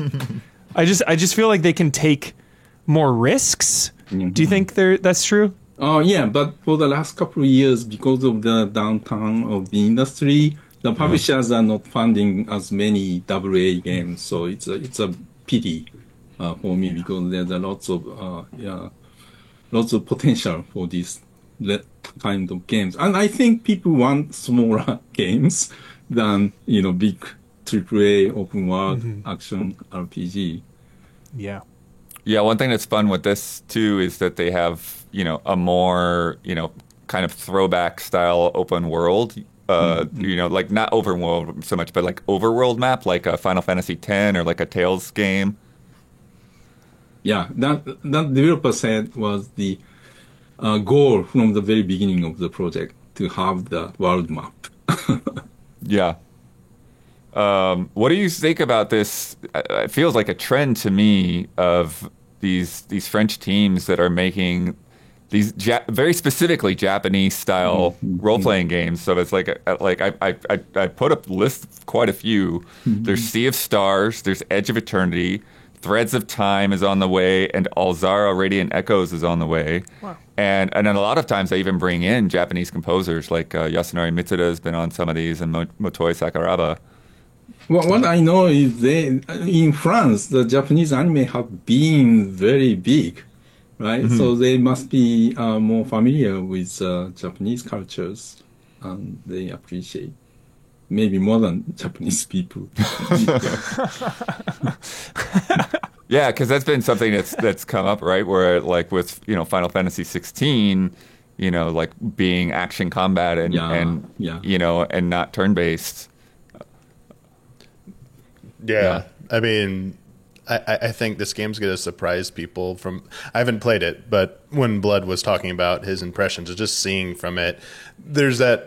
Because there's a discussion, or I guess maybe a debate is a better way to put it, about what Final Fantasy 16 did in terms of going full real-time action. And Shu, you were saying that like more people, RPGs are going more in that direction, but there felt like there was some pushback when that game came out and after people played it, that they lamented like, is this like the death of big AAA or even like AA turn-based RPGs, are they going to be relegated to smaller projects like I talked about earlier with Team Asano over at Square Enix doing games that, you know, kind of carried a torch, but they're like either HD 2D or, you know, sprite-based or smaller scale. So I think this, you know, is a good sign that we could still have a game like this, and showing that turn-based doesn't like. There's still room for turn-based to evolve and do new things, and I think seeing this the gameplay footage of this battle system, I think it's like, you know, it looks very unique and engaging, and I think I hope it, you know, keeps that debate going, that maybe everything doesn't have to always go towards real-time combat, real-time action for RPGs, that there still is a place to, you know, evolve with turn-based combat. Yeah, and turn-based is usually, you know, in theory, more accommodating for broader audience, broader skill level audience. And Atlas is still, you know, keep going with that, you know, turn-based RPGs. So when you make your battle or action, you really have to make the action super good, you know, because there are so many great action games available to play. So you don't want to be compared to the best action games in the world. I went to the Atlas GDC talk on the battle system for Metaphor, you know, and you know, it was one of those things that, like, it was very clear, like, they're like almost defiant, like standing their ground. It's like, no, there's still a lot of room to make, you know, great, exciting turn-based games. Yeah, exactly. Metaphor did a very good job with it. And I forgot to acknowledge that while 16 was doing its own thing, Final Fantasy VII Remake and Rebirth, you know, evolve it, you know, having a hybrid system. Thank you, chat, for coming in chat reminding me to speak about that. Yes, and I personally adore and love Final Fantasy VII Remake and Rebirth's battle system. I love how that's evolved, and wish, you know, future games in the Final Fantasy series to embrace that. But also, I just love seeing people do different things with either turn-based or kind of taking the best of both, because you said, like, Super Mario RPG is one of my, like, favorite RPGs of all time, and with, you know, having the battle director, you know, involved with these projects and seeing that inspiration, you know, carry on throughout, you know, into future generations, it's something that I still think is accessible, because those games, you get rewarded when you're better at it, but, like, you still kind of succeed as long as you pick, like, an attack. It will still go off, but you have a little bit more engagement with it. And so any way that you can find to do that, where it is still something most players can process and handle, but also for those looking for a little bit more to get out of the battle system, there is, like, a higher level to go to that kind of engages them too. And I think that's a very difficult balancing. I think it might be a little bit, I don't make games, so I'm only speaking from secondhand knowledge here, but it does feel like turn-based allows you to achieve that balance a little bit more easier than going for a full real-time action game, where, as you said, Shu, you're going to be compared to some really great action games out there from someone like the best developers who've, like, you know, put their heart and soul into that. And it's a very difficult thing to balance around, you know, that player engagement and that player experience in terms of both, like, difficulty and just, like, you know, fun, and how fun is it actually to play it, right? Yeah. And then I'll let Hubert kind of pick up on this one, but one of the ones you were talking about looking forward to, Shu, was Ghost of Yote. Oh, yeah. Iki Island, Shu. Yeah. Iki Island. Oh, yeah, that's a DLC. It came out. It's like my favorite DLC of all time. Oh, my gosh. Yeah, Sucker Punch is such a great... Yeah, you know, all the teams I worked with in the past, Naughty Dog and Sucker Punch, always make the game feel right. You know, it's that kind of thing you forget holding the controller. It becomes so feel natural and intuitive to play. And Sucker Punch, you know, somehow always from the very early stage of development has a playable and maintain the playable. And every time, you know, you play, it's kind of bug-free. Somehow, you know, the game doesn't crash. And, you know, they've been changing the battle system so many times, but still it always works and get the feedback from, all the studio members and the publishing side. And I was on the publishing side, so I play so many different versions of Ghost of Tsushima and Ghost of Yotei, actually, until I left the company. Every time I visited the studio, San Mateo, even though I left the first party, that producer of the game, brought me into his room and let me try Ghost of Yotei in development. And he wanted my, feedback. But, it always felt great. So I'm so looking forward to this game. Shu, I'm curious because, Sucker Punch did start out as a Sony first party. Were you around when those decisions got made? Yeah, first game was on a Nintendo 64, the Rocket game, and published by Ubisoft. So we picked up their second project. That was Sly Cooper. Right. Yeah, Sly Raccoon was the initial name, and they changed to Sly Cooper. I was there. I moved to the US year 2000, and we signed with Sucker Punch that year. Amazing. And now, Shu, I'm going to move on to a segment that I'm just calling Ask Shu Anything. Oh. Go around the room and throw some random questions at you. ASA session. Oh, I got. Let me start. There you go. Shu. Yep. The BAFTAs just awarded Shenmue the most influential game of all time. Really? Do you have any comments I missed about? Yeah, most influential game of all time. Do you agree or disagree? And what is your initial reaction to that? Do you want me to be polite? No, be 100% honest. Honest, no, they're wrong. Yes, Shu. Well, I don't know what they are talking about. Yeah, well, I'm sure some games, game developers are inspired by Shenmue, and some of the things, Shenmue almost turned Sega upside down. Sega was like one of the best, game developers of that time. Like arcade was like a number one, alongside with Namco in terms of making 3D games. But because of the ambition and scope of Shenmue, they shut down so many arcade games and put almost everyone into that one project. Yeah. It was such an opportunity loss that I had to get the game done. Yeah, it was. Yeah, well, it was company's request. It was not like Yu Suzuki-san wanted to make. He is a professional. Yeah, the company, Sega at that time felt that, they have very strong, action games and fighting games, but they, especially for the Japanese market, the RPG was number one genre.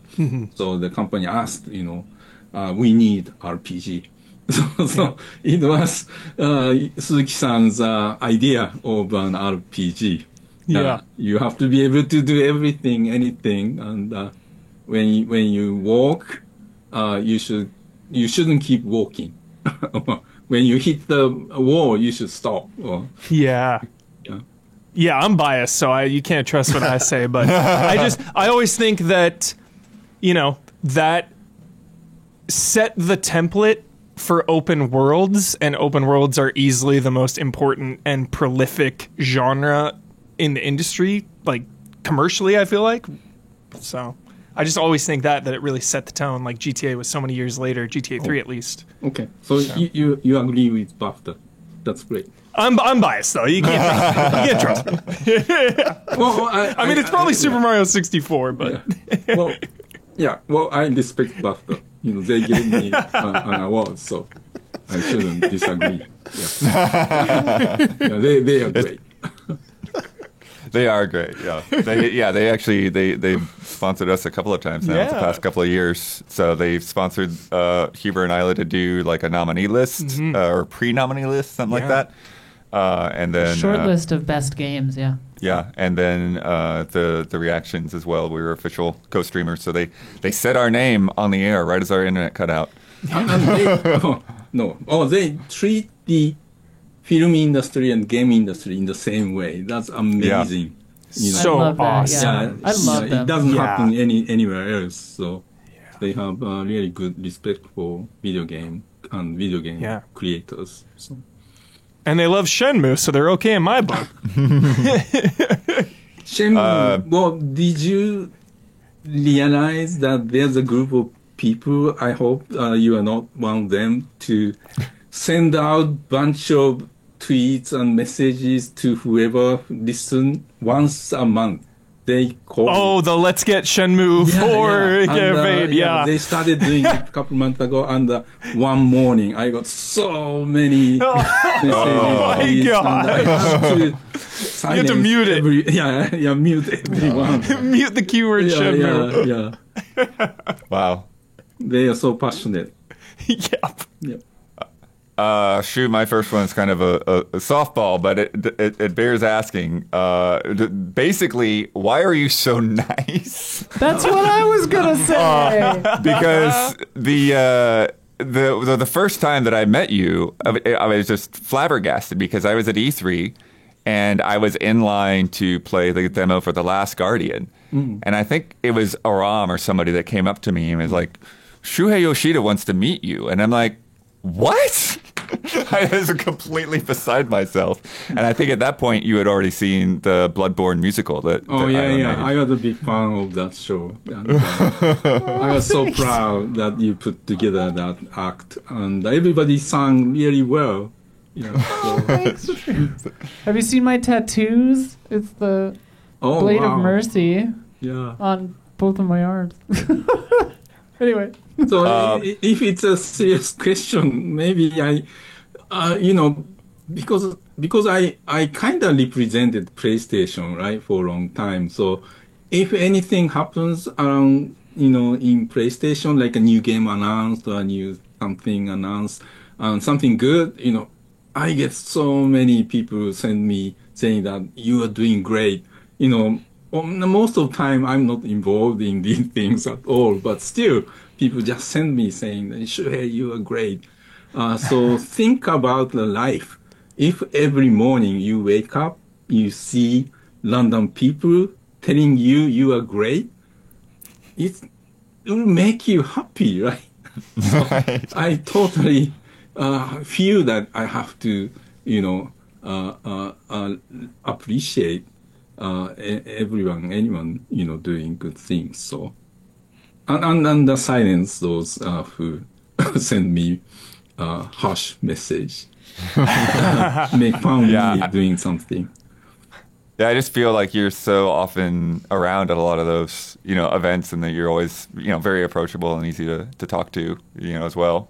Well, because I grew up as a producer, so I'm kind of, hard on younger producers because that's what I used to do. But any other role in game development, artist or programmer or sound people, I have genuine respect for what they do, because I cannot do, what they do. So I just show that respect. Nice. And the media people, especially, in the US and Europe, media people do a lot of research and work, and very smart people, and ask really good questions. So I really enjoy, when I used to take a lot of interviews, I really enjoyed, taking interviews from journalists who study a lot and ask deep, sometimes difficult questions. I got a difficult question. Okay. What are your thoughts on the Makiri counter? I'm sorry, I'm not aware. In Sekiro. Oh, in Sekiro? Yeah, the counter when somebody tries to stab you, and then you can step on their sword to counter it. Oh, it's like the forward and circle. Sekiro is the only Miyazaki-san's game I didn't finish because of that loading time that I talked about. You need the SSD, exactly. It's too demoralizing. I get beaten by a boss in 1 minute, and I have to wait for another minute to just reloading. So I decided I wait for the PS5 to come out and play the game on PS5, but I didn't really get back to the game. I want to in the future, especially after I finished the Nine Souls. Nine Souls is the Sekiro, right? Into the so intense, so good, and it's so amazing when you beat the boss. Initially, you feel it's impossible to beat, but as you try, you get to be able to. So, I guess Sekiro inspired that game, so Sekiro must be as good. I really like the 2 parries in Nine Souls. They're just like tap L1, but then you can also like hold L1 and release it. Yeah. It's like, oh, those are so fun. So satisfying. Yeah. I have a question about a thing that happened right after you became the president of Sony Computer Entertainment Worldwide Studios. That E3 is when Square Enix announced the first mainline Final Fantasy game in history, 13, would not be exclusive to PlayStation anymore. It would go like multi-platform on Xbox. It sticks out of my mind because of that time. That's like what everyone in my circle was talking about. Like, oh, Final Fantasy is coming to Xbox. It's not on PlayStation anymore. Did you know did you know it was coming? And like, what were like the vibes or anything? Like, I never really thought about like what was it like on the inside when that was going on. And yeah, because everyone was just talking about like it from the outside as just like fans and consumers. Well, so you are talking about 2008 or 2009? Yes. 2008. Yes. 2008. Yeah. So because I was on the first party side, going to E3, we had no information of what third party games will be announced there. So we brought first party games, and the third party department, prepared all the third party announcements. So it was as fresh, Well, I got to see it at the rehearsal the day before the show, or the same day. But I don't remember particular announcement that one. So that means I wasn't much bothered by that. I do remember they announced, wouldn't we announced 13 and 14? Yes, you did. That's also right. So that 14 was amazing. I had no idea we are going to announce 2 new Final Fantasy games in one show. And of course, 13 didn't come out for the next 10 years. But I will say, it was like, but it was crazy seeing those 2 games like in the same show, like 13, and it's like, wait, what's this? Why there's another one? And it was like 14 appears. Everyone like, what? Yeah. I remember because that was like one of the earliest E3s I worked for game trailers. Like that was the first one. That's why it also sticks out. I had an appointment with Square Enix as that was happening, and someone texted me saying, oh, they announced Final Fantasy 14 as well. I'm like, wait, what? Did it say 13? So I'm at the booth, I'm like asking them, what's Final Fantasy 14? But I don't think they knew it would have been announced yet. So they're like, what do you, we don't know what that is. I was like, wait, they just announced it. Yeah. So it was kind of awkward. But then they're like, oh yeah, we just announced it. Okay, it's a new game, but it's an MMO. And I was like, oh. So yeah, sorry. Now I remember. Maybe 13 was like a leaked or something came out before the show, because I remember Jack Tretton announcing 13 and 14, and after he announced the 14, he said, "Well, you didn't know about this, or the game was kept secret." Yep. So, Shu, did you ever have any involvement with, exclusives over the years, maybe before you were on the first party side or anything like that? And kind of like, what was sort of the inside, like, how does that kind of like game work and like figuring that out? Did you have like free reign to like offer whatever you wanted? Did somebody in finance be like, hey, no. This is your budget.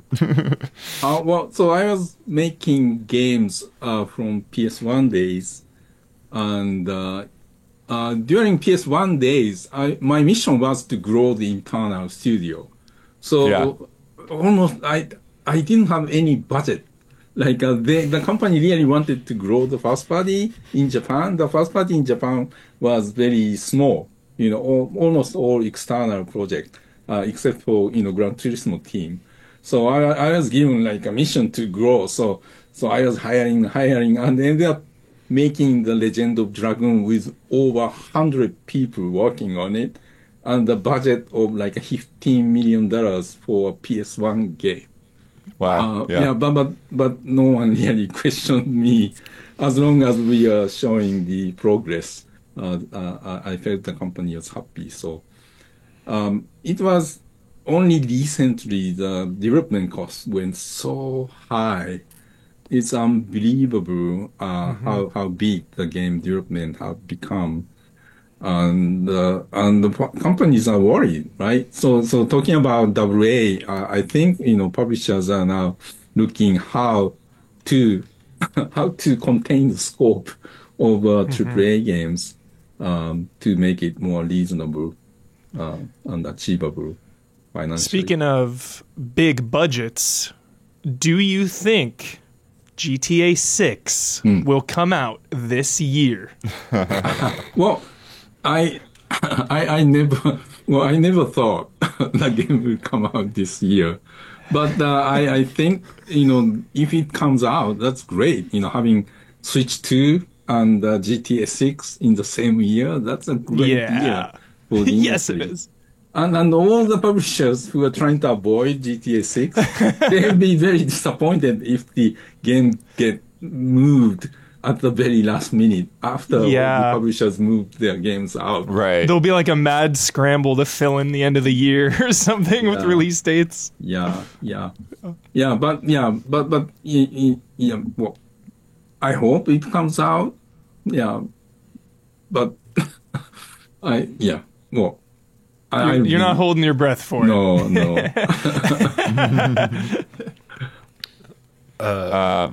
Oh yeah, go for it. I really love Gravity Rush and Gravity Rush 2, and I know where everything is, but like, is there any hope at any point for more Gravity Rush? At some, do you think it? Do you believe in your heart it could ever continue on, or do you feel like deep down it's probably run its course? No, well, you've seen these days, after I moved on from First Party, under Harman, the First Party now is licensing out the IPs that especially those, legacy Japan Studios IPs. So you saw the announcement of new, Patapon game, or Everybody's Golf, or Freedom Wars. So I think, if anyone publisher want to get license of Gravity Rush and make a new game, that will happen. Hopefully developers are watching this right now and do that. Yeah, it's interesting that Bandai Namco picked up those two there. Yeah, Bandai Namco especially is very aggressively picking up the first party IPs. And I explained in other interviews that when I was running first party, I really struggled to support the Japan studio because they have many creative creators like Toyama-san and Ueda-san, but their games are like a AA size. They are great at making some very unique creative games, but not the AAA size games that the publishing side, marketing side wanted to push the hardware. So even though charming, small, nice games being made from Japan, the publishing side didn't find the reason to support these games. Because their number one priority was to push the hardware. So they leaned on supporting Naughty Dog games or Santa Monica games or Guerrilla Games games. So after Gravity Rush 2. Toyama-san came up with many, new concepts, but we are not able to greenlight any of them. So when they left, Japan Studio shut down, and when they became independent, I was so happy they are now be able to produce their new game, AA size, and release on multi-platform so that they can recoup, so that fans of Toyama-san's games will get to play his new game, like a Street Ahead, on all platforms, including PlayStation. So I think, many people who left Japan studios are doing very well in different, developers and publishers right now. So the genes will be there, and you see some spiritual successor of like Ratatan. Ratatan is coming out. Yeah. Yes. From so hyped on that. Of Patapon. Yeah. So something like that. Shu, I saw your favorite games list from a little while ago, and you had Pixel Junk Monsters on there. Oh, yeah. That is one of my all-time. That is like when I got a PS3. Me and my roommate played that more than anything else co-op. Did you play a lot of co-op or just single player? Well, I played it on PS Vita, PSP, PS3, PS Vita. Yeah. Yeah, because when I was leaving the company, SIE did really nice thing. Sid Schumann interviewed me, and he asked me in advance to my favorite game for each generation of PlayStation. Yeah. From PS1 to PS2, PSP, PS3, PS Vita. And so I listed all games and talked about why I loved. But something I didn't tell anyone publicly was, if you go back and see the list from PS2 through PS4 and VR, there's one common thing amongst these 6 games out of 9 that I listed. PS1 was Ape Escape because I produced. But PS2 was, God of War, and PS5 was I think PS5 was Returnal. I remember you had Return along there. Yeah. PSVR 2 was Synapse from Intribes. So that PS1, PS5, and PSVR 2 are separate. These 3 games left, and in the middle, there's 6 games that I listed. There's one common thing, and I leave it there. If anyone could find out the answer. Wow. Time to sleuth it, Damiani. You just gave us an ARG. Yeah. There we go. Yes. Sleuth time. Yeah, there's a one hidden hero in my mind that I didn't realize. Awesome. There's one. Do you have person, Go ahead, Damian. I mean, off that, for fun stuff, do you have a favorite video game myth that you've ever seen? Like reviving Aerith in Final Fantasy VII, like any of those that you've seen over the years that you personally find the most intriguing. Well, there's so many third-party games came out in March. These games were rushed out, right? The public company, you have to make numbers, and the developers were told to, no, you cannot delay the game. So our games have been praised, PlayStation first-party games, but one of the reasons we are able to release such great games were we are not like a software independent public companies, right? We didn't have to make the numbers every quarter. So even though I was always apologizing to the business side of PlayStation people when we see the need to delay the game, and oftentimes across different fiscal year, they understood and they supported our decision because they trusted our judgment of what the game need to complete and polish. But looking at many games, there are many games can come out in March, right? Especially from these Japanese publishers, because they are trying to make the numbers. And the rush week out, the game doesn't fully do have in not in the best state. May make the number that year, but they'll have the another issue the next fiscal, right? So it's almost negative spiral because if they had delayed the game and the next fiscal, the game would do much better business, and that remove the pressure from the publisher to push another game out. That will give the other team working on the game for that year have a place if they need to move it out of that fiscal year. So it's a positive spiral. So there are so many games I felt like I felt so sorry for the developers or studios to have rushed out. Brutal. Shu, I know you went to UCLA, right? Mm-hmm. Yeah, my dad went to UCLA, graduated in like 77 or something. Do you still root for the UCLA Bruins at all? Any UCLA teams?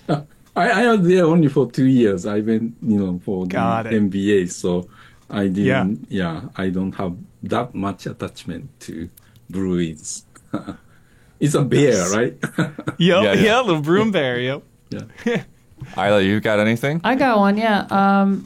I guess it starts with a thank you. You've always been such a great champion of independent games, and I've always just really appreciated you for that. Do you remember like an important independent game or an early independent game that kind of ignited that passion, that kind of championship that you've always kind of had? I remember there's a film, like a video, named like Independent Developers, or some documentary of early indie creators working on games and sleeping in the studios. And on the launch day, they look at the storefront and they cannot find their games and they are like, going crazy. All these like passions from the developers and how much stake they put their life on, that was so amazing. So it was not one particular game, but all these games and the developers behind these games, that was like, I was like, wow, yeah, I love this space. I love that. Yeah. I mean, especially in the age of the internet, it's so easy for people to forget that people are on the other side of all these things. And I think, that's such a good thing to champion for real. Yeah. And it's a kind of, reminder of the PS1 days. Almost every developer was indie in terms of size. Yeah. Like Naughty Dog was like 8 people making Crash Bandicoot 1. So all these new ideas were tried and strange games came out and so I love these small developers. Like I talked about Nine Souls and No Case should remain unsolved. And Balatro, right? These one person developer creating amazing game of the year game. Yeah. Shuhei, I'm wondering, since you were at PlayStation for so long, what was the PlayStation innovation that was maybe impressed you the most? Maybe even behind the scenes before it was announced. Was it like a dual analog or Kojima messing with your memory card or the share button on the PS4? Which stands out? Well, I had to say the PS1 was a combination of two innovations in my mind. One was the 3D graphics, like a real-time 3D graphics, the first time in the console, and the use of the CD-ROM media in terms of innovation for the publishing.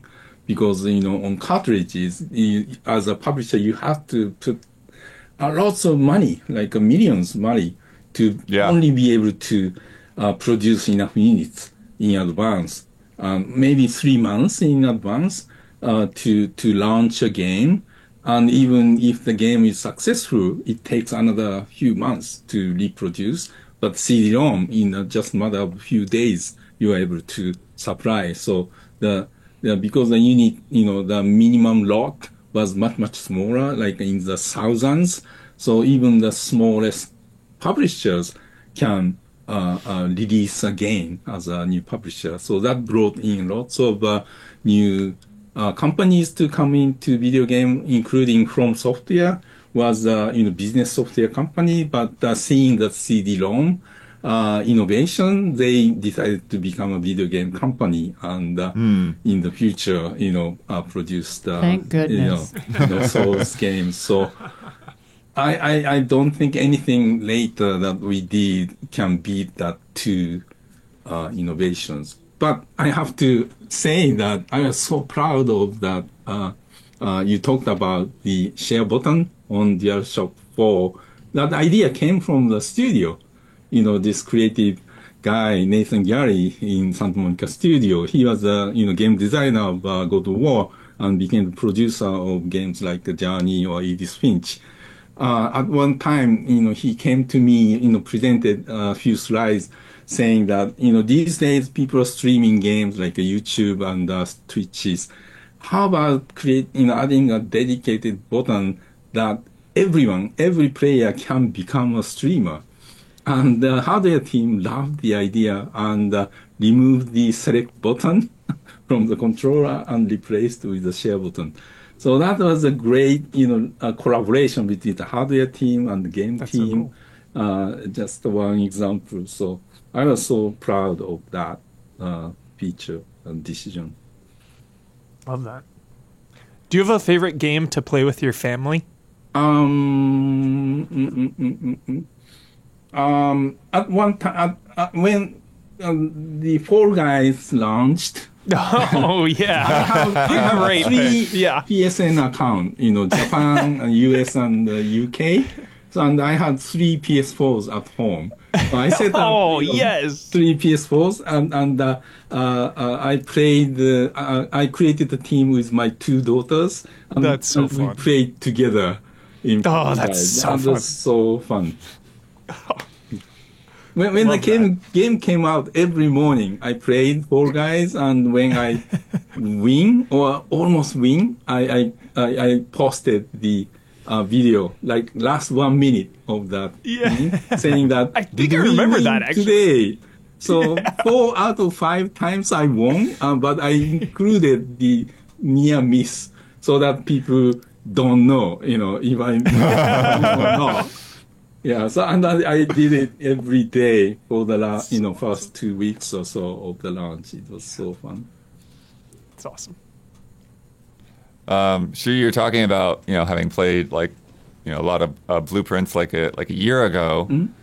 I'm curious, like when you get builds and things like that, like how much do you tend to play as a game? Like you play like kind of like an E3 demo kind of length, or you try to play as much as you can, or you like have a space where like, okay, I'm going to stop here because I want to wait and see the finished product. Well, in most cases, I get to play these games to evaluate, right? So I play until the time, I spend as much time I can tell this is good or not. So I could play, longer, but I could play a few minutes and no, it's not good. So, yeah. Nice. But Blueprints, I didn't have to spend 10 hours to know it was good. I just couldn't stop playing. Exactly. Exactly. Very hard to get work done yesterday, yes. Yeah. I've got one last one, but I want to see if anyone else wants to throw one in. No, feel free. Damiano, you Go good? ahead. Yep.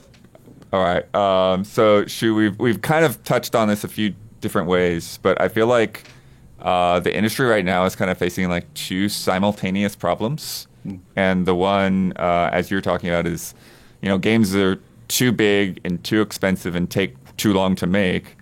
And then on the other side, somehow at the same time, there are too many games. Like you go to Steam or the eShop and you're flooded and you can't find the good games unless we've managed to know about them ahead of time and try to get the attention up.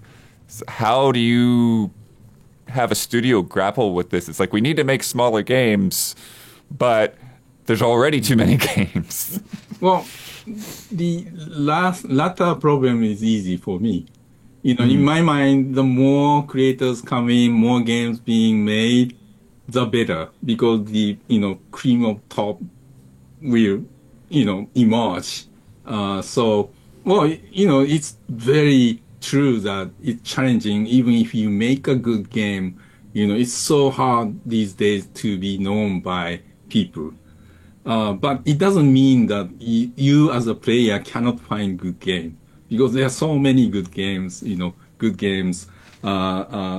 abundant, everywhere, Steam or PlayStation or Xbox and Nintendo Switch. From player standpoint, I don't see any problem. And from developer and publisher standpoint, it's a challenge, but you have to be good and you have to be lucky to be successful. And it's the same for anything in life. It's a challenge, but it's a good challenge. And not every great game will become successful because of the discoverability problem. But I don't think that's a huge problem from the overall industry standpoint. And of course, companies are making efforts, like, because I was with PlayStation until the end of last year, PlayStation Store is now customizing, like when you go to Amazon, that this is my page, right? Amazon knows what I want to buy. Lots of the storefront are now personalized to each PSN account based on what you played or what you purchased, etc. And hopefully, these innovations of AI will help connect the game, the best game that you want, to the player, for each player, so that better chance for you to be able to find the games that you would like. I'm very optimistic on that. But in terms of the bigger budget, that's such a difficult problem. I feel almost lucky that I left game development the time I left, because the biggest games that I was supporting probably costed maybe 200 million. And that time I felt like, oh, this is such a big budget. But now I hear even higher budget games being made, and there's endless, because the system allow so much asset to be in one game these days, and there's a competition and desire from a developer studio standpoint to be able to be better than other games. That includes the size and gameplay time. But now industry realize we just cannot continue. So they are facing a very difficult decision of scoping scoping the size of the game. And when we see indie developers who don't have the luxury of the resources, they come up with amazing creative solutions, right? Yeah. So the limitation is a matter of innovation. So hopefully that happens in larger studios because of the new set limitations in terms of size of games, encourages them to come up with something really, really creative. Nice. Thank you. We're going to move on to some user questions now. It is time for love and respect. Love and respect. Love and respect. We didn't prime you on that, Shu, but thank you. Love it. Timing. That was perfect. Yeah. No, that was perfect. Perfection. From Swordfish, Mr. Yoshida, what do you think is the most difficult part for indie games to make it to consoles? What checks and balances did they have to make in order to make it to the digital store? Well, these days, setting up your account and posting your game on console storefront is pretty straightforward. In the past, there's like a approval process of concept approval or whatever. But these days, I don't hear much of that kind of process. Of course, you have to learn about each systems and certification process and different rules set. So if you want to try to release the same game on day one, multi-platform, it's a lot of effort to just learn the process and systems and tools each platform has. So, these days, the indie publishers' roles are to remove all these efforts from the developer so the developer can focus on making the core games on PC, and many publishers take care of these, porting and submission to different platforms. So other than that, you have to your games will perform best when you design the games for the target platform. So in terms of consoles, the people play in many cases living room on the big TV and far from the screen. So it's very different from playing PC right in front of screen. So your text has to be readable, or your control mapping should be really well designed for control if you design the game on mouse and keyboard in the first place. And the certain things that console players expect are a bit easier to understand and getting in game design wise. But in terms of getting your games on the storefront, it shouldn't be difficult. As you see many cheaply made asset swap games, like a jumping pizza kind of games on the store. Jumping toast, jumping pizza. Yeah. Just quick and get the platinum trophy. Well, these games won't be there unless it's pretty straightforward to launch. Right. From Egmont, hi Shu. In Australia, I'm used to game prices going up and down. I feel like most of the world is the same, where prices fluctuate from time to time, especially around changes in console generations. The exception appears to be the USA, which has been stuck at a firm $60 for many years. As someone on the business side, can you shed any light on why you think USA has had so firm a grip on game prices for so long, and any considerations that are being made into how to increase with the $70 more recently, and now that Nintendo is going up to $80? Oh, so this person is recommending publishers to increase the price? I guess they're asking why in the U.S. do you think that there's been more of this, this set expectation for game price, whereas in other regions they have been more flexible? Well, I wasn't aware the other regions so flexible. I thought it's, as far as first party is concerned, I think we kind of had a consistent price, throughout the world. Well, for the first parties, they are criticized not doing regional pricing. For some regions on PC and Steam, they lower the price based on the purchasing power of the consumers in the regions. I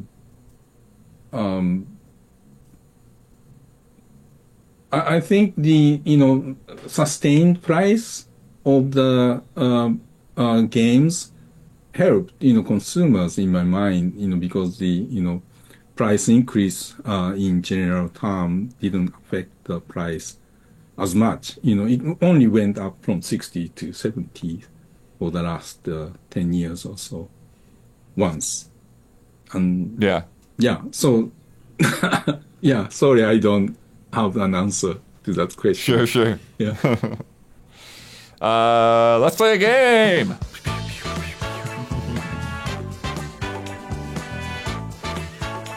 This is from Alexander Zirianov.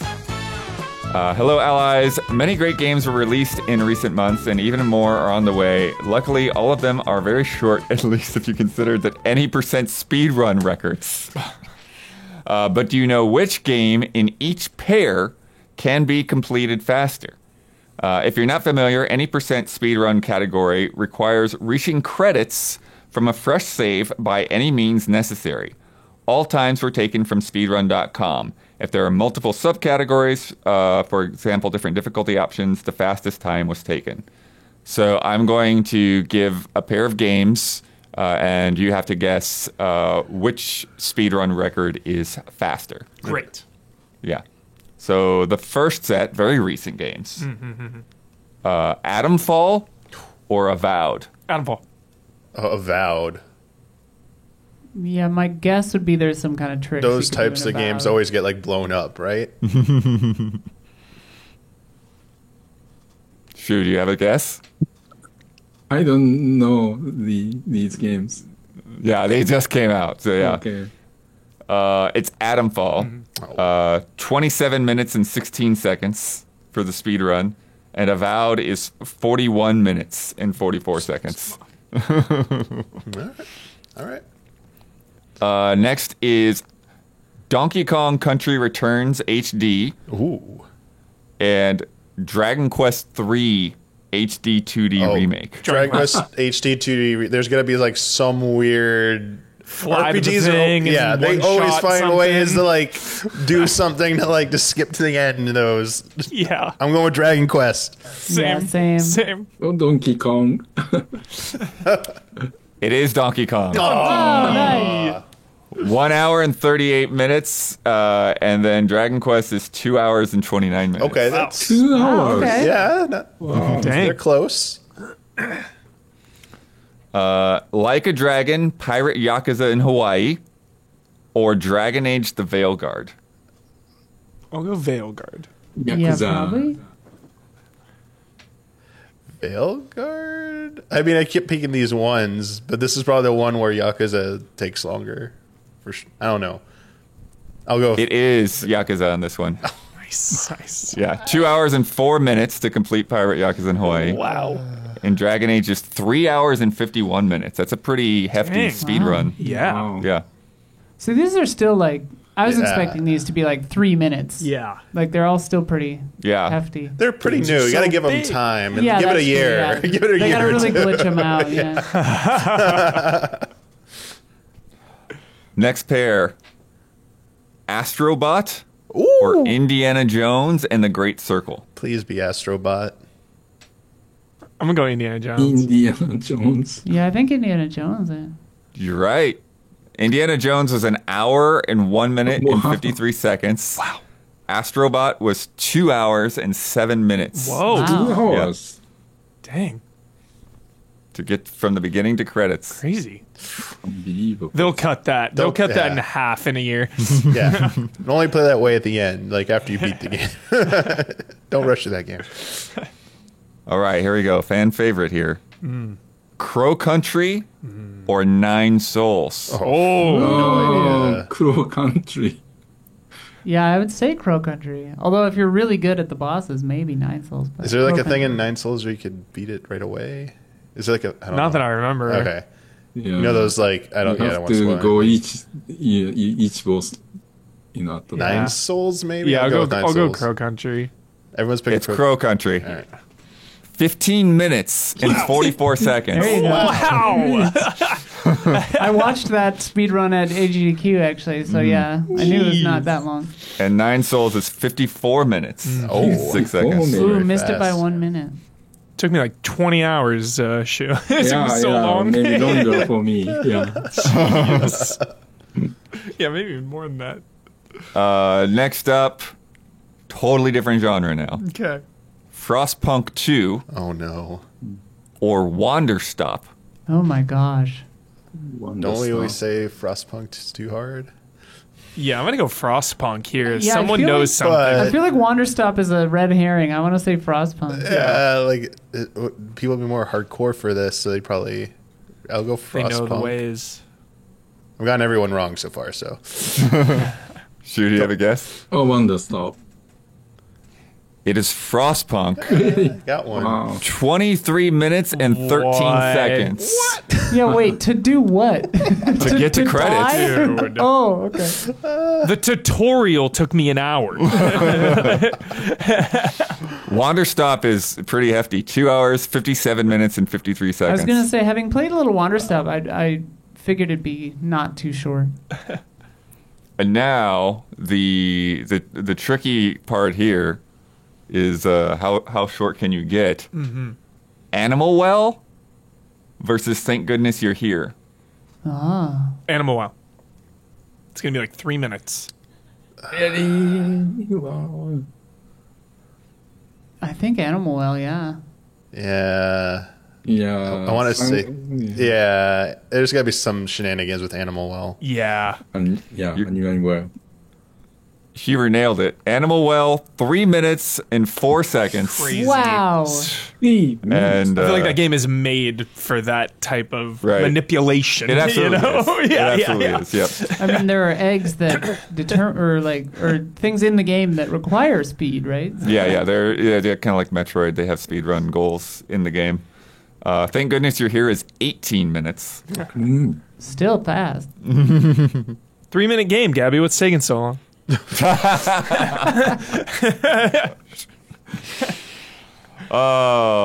By the way, before we get to this week's bets, Easy Allies patrons are getting 2 bonus Love and Respect questions, including a showdown between Crash and Spyro. So if you want to get in on that extended cut, become a $5 patron at patreon.com/easyallies. You'll also get an early ad-free version of this podcast. You can submit questions to Love and Respect each week, and you get in our official Discord. And if you really want to help out, you can get in our producer tiers. Our platinum producers get a shout out on this podcast each and every week. And this month's shout outs go to Javawabs and El Thanis. Shout out. Now come join us on Patreon for those bonus questions. That's patreon.com/easyallies. It's time for bets. This week's bet is very targeted to Huber. Yeah, I'm so hyped for this game. This is for Mandragora, Hyped. Whispers of the Witch Tree. So excited. Out next Thursday, April 17th. It's a side-scrolling action RPG. Lots of detail in the environment, but also lots of different weapons and all of that. So, I am asking, how many seconds of the launch trailer will include a hammer on screen? There are multiple hammers in this game. They could be on a menu. They could be wielding them. They could be at enemies using them. Shuhei, we'll have you go first. First, you have to tell us who your point will go to if you win. Yeah, so 3 point to Michael? To Huber or Michael Damiani? Michael. Damiani? Damian. Yeah. Okay. All right. Oh, yeah, Michael Damian. Thank 3 you. And- seconds. 3 seconds. 3 seconds. 3 seconds.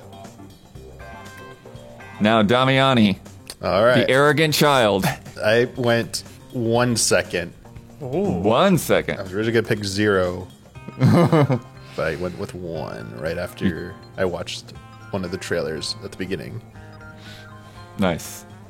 Huber, 6 seconds. 6 seconds. Isla, whimsical scum. I also said 6 seconds. What? Yeah. Put Huber on the wrong one. Let me get that. Don, punish Castellanos. He says 8. 8 seconds. Gabby, strange Valentine. Whoa, 30 Oh, seconds. okay. Which gives her the high because I went with 14 seconds. There we go. Intense bet. Last week's bet was for Commando's Origins. Yeah. Which is just came out this week as well. Yep. Huber wanted to know on the top 10 Open Critic reviews how many times we would see the word stealth, or stealthy, or stealthily. Any version of the word stealth. Yes. Damiani bet 14 stealths. I also bet 14 stealths. Isla bet 16. Don bet 28. Gabby bet 10. Huber bet 22. IGN said stealth 9 times. Oh no. Whoa, okay. Oh no. We are in it. The Sixth Axis had it twice.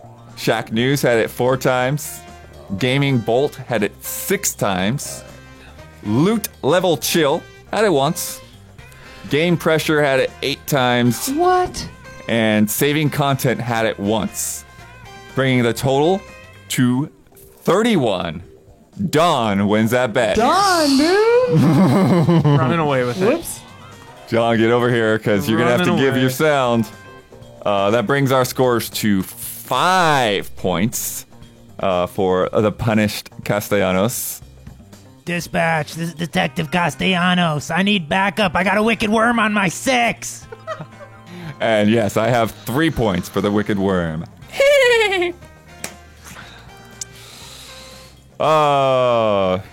Almost wrapping it up here.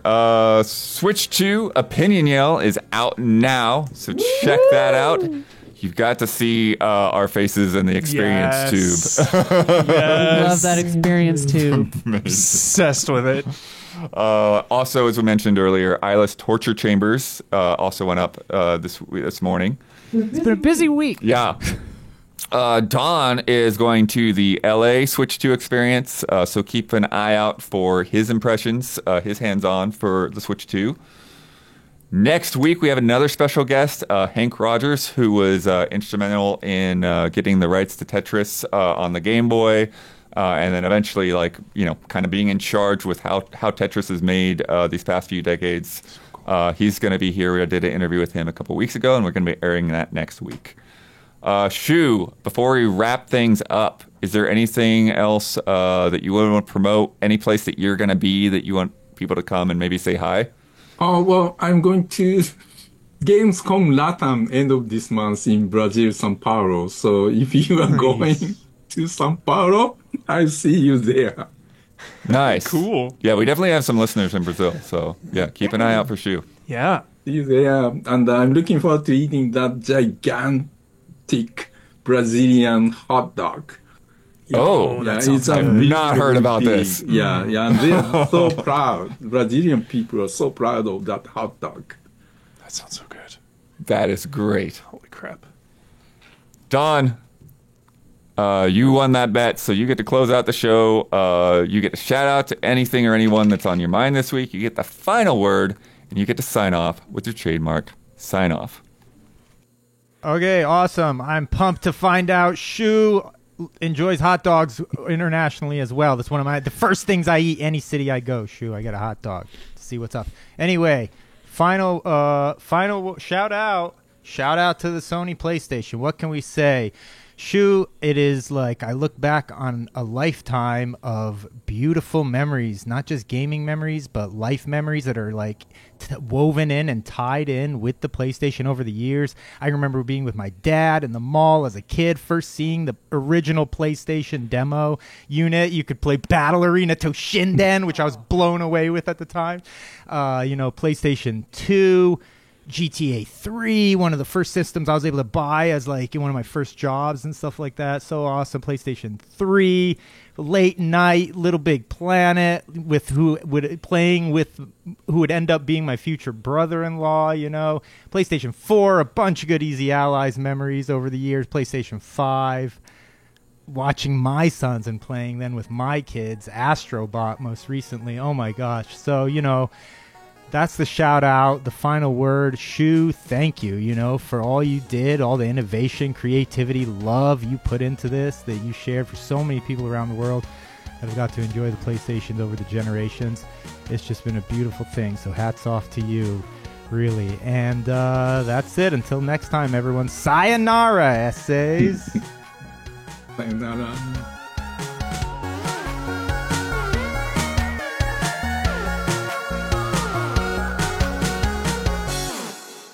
be 100% honest. Honest, no, they're wrong. Yes, you.